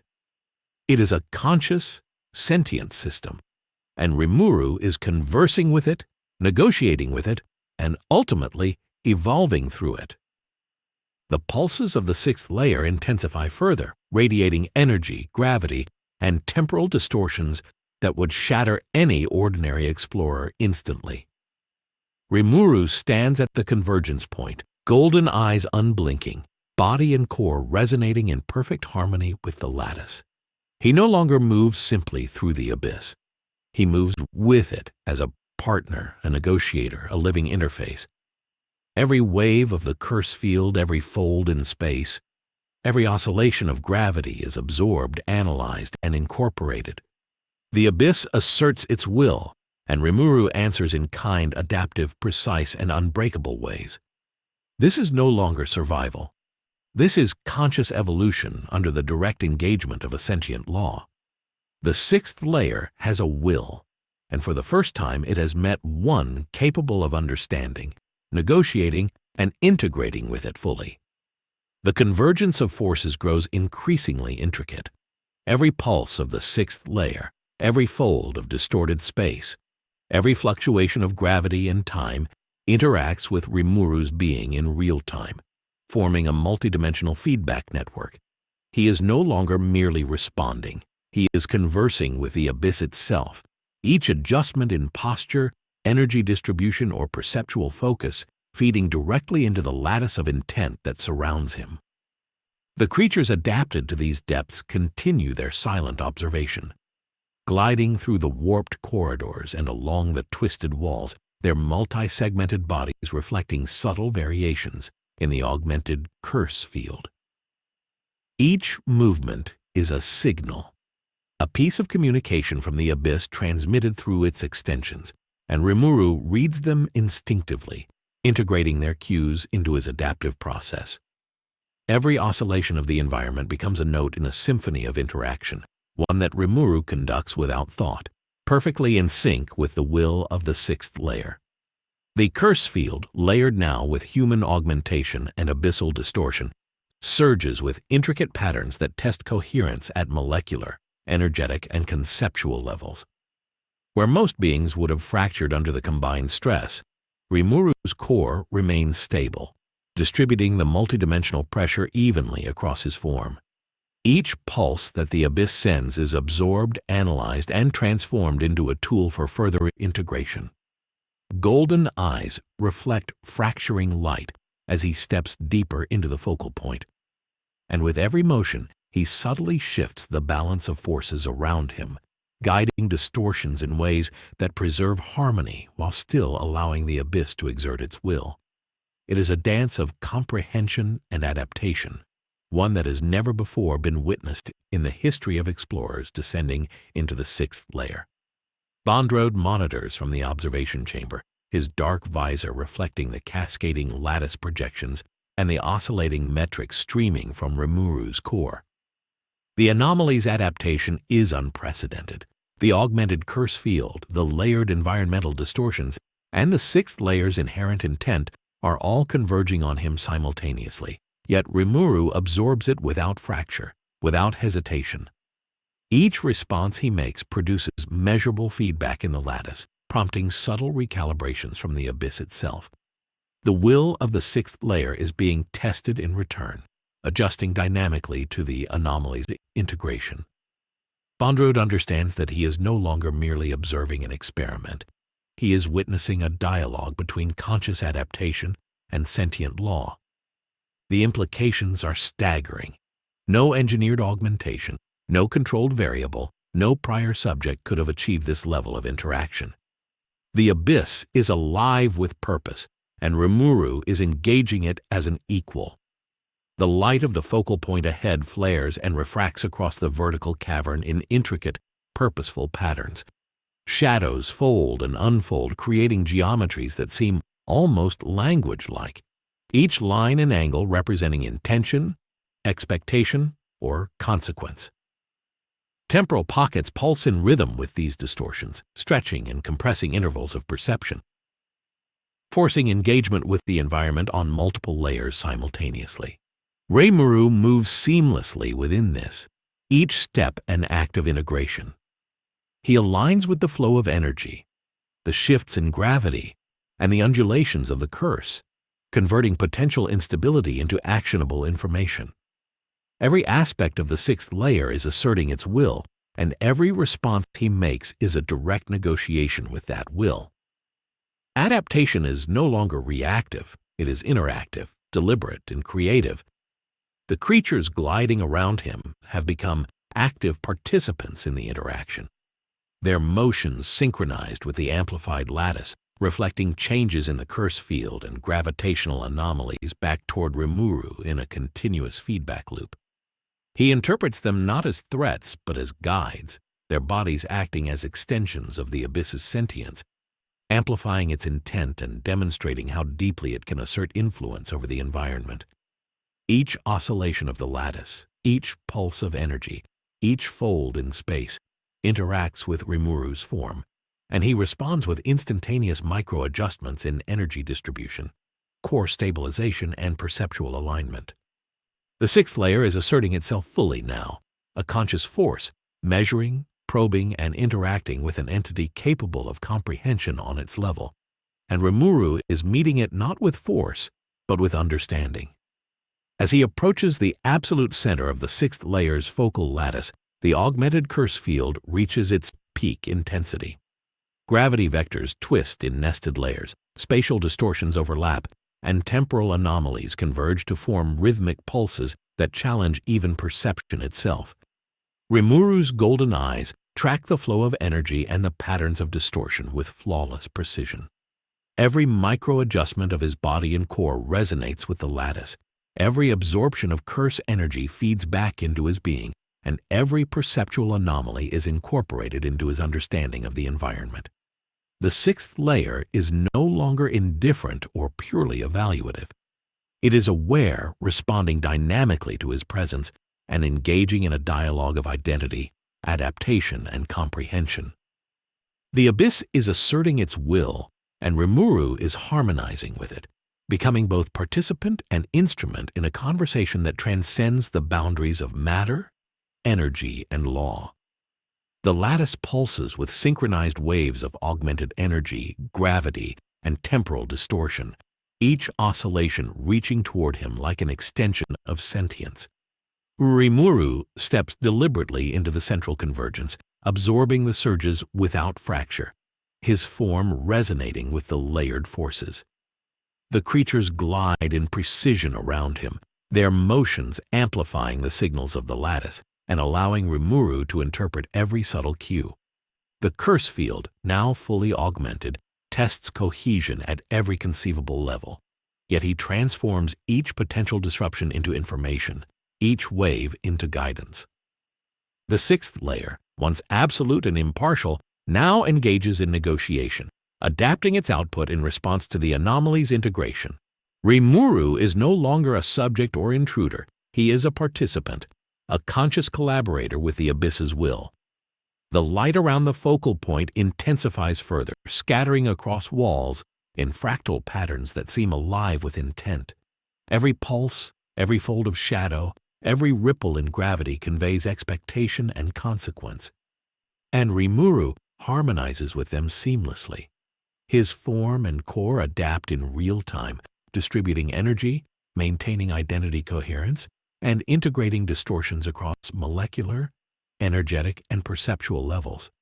The sixth layer is no longer a test to overcome. It is a dialogue partner, a sentient presence expressing its will through the very laws of the abyss. Rimuru responds with mastery, turning every challenge into opportunity, every wave into insight, and every distortion into a bridge toward deeper understanding. The abyss has a will, and for the first time, it has found one capable of not only understanding it, but responding, negotiating, and evolving through it. The central convergence of the sixth layer pulses with incomprehensible intensity, refracting light into fractal webs across the cavernous walls, bending gravity vectors into layered multidimensional flows, and folding time into oscillating pockets that stretch perception to its absolute limits. Rimuru stands at the heart of this living lattice, golden eyes glowing with awareness, every movement a precise calibration of energy, identity, and perception. The curse field, augmented by Bondrewd's technology, now interacts directly with the sentience of the abyss, creating a multidimensional dialogue between law, environment, and conscious adaptation. Every pulse that radiates outward from the focal point is a question posed by the abyss, and every adjustment Rimuru makes is an answer, absorbed, analyzed and integrated into the living system around him. The sixth layer is no longer an impartial observer. It is a participant, a sentient entity engaging with a being capable of comprehension on its level. The creatures that glide alongside him, extensions of the abyss's will, move in orchestrated patterns, each twist, ripple, and elongation of their segmented bodies conveying subtle shifts in the lattice. Rimuru reads them instinctively, translating these movements into adjustments in posture, core energy flow, and perception. The curse pulses in harmonic waves that challenge cohesion at molecular and metaphysical levels, yet he absorbs them seamlessly, distributing the stress across his adaptive form. The interplay between imposed distortion and voluntary adaptation reaches an unprecedented equilibrium. Rimuru is no longer a passive recipient of the abyss's pressure. He is a harmonizer, a negotiator, a living interface through which the will of the sixth layer flows and is understood. Bondrewd watches from the observation chamber, unblinking, noting every fluctuation in the holographic readouts with awe. The anomaly is performing beyond any humanly predicted boundary, converting absolute law into a medium for evolution, and in doing so is redefining the very concept of survival and adaptation within the abyss. The lattice surrounding him begins to resonate in perfect symmetry with Rimuru's movements, folding light, gravity, and temporal distortions into an interconnected web of interaction. The augmented curse pulses more intensely, probing deeper layers of identity and consciousness, yet Rimuru does not falter. Every distortion is analyzed and harmonized, every temporal fluctuation integrated into perception, every gravitational anomaly absorbed as data. The sixth layer responds, not as a threat, not as a test, but as a conscious interlocutor, adjusting its pulses and lattice folds in reaction to the anomaly's integration. Rimuru's golden eyes reflect every wave of light, every fold of space, and every oscillation of gravity, the patterns feeding directly into his adaptive processing.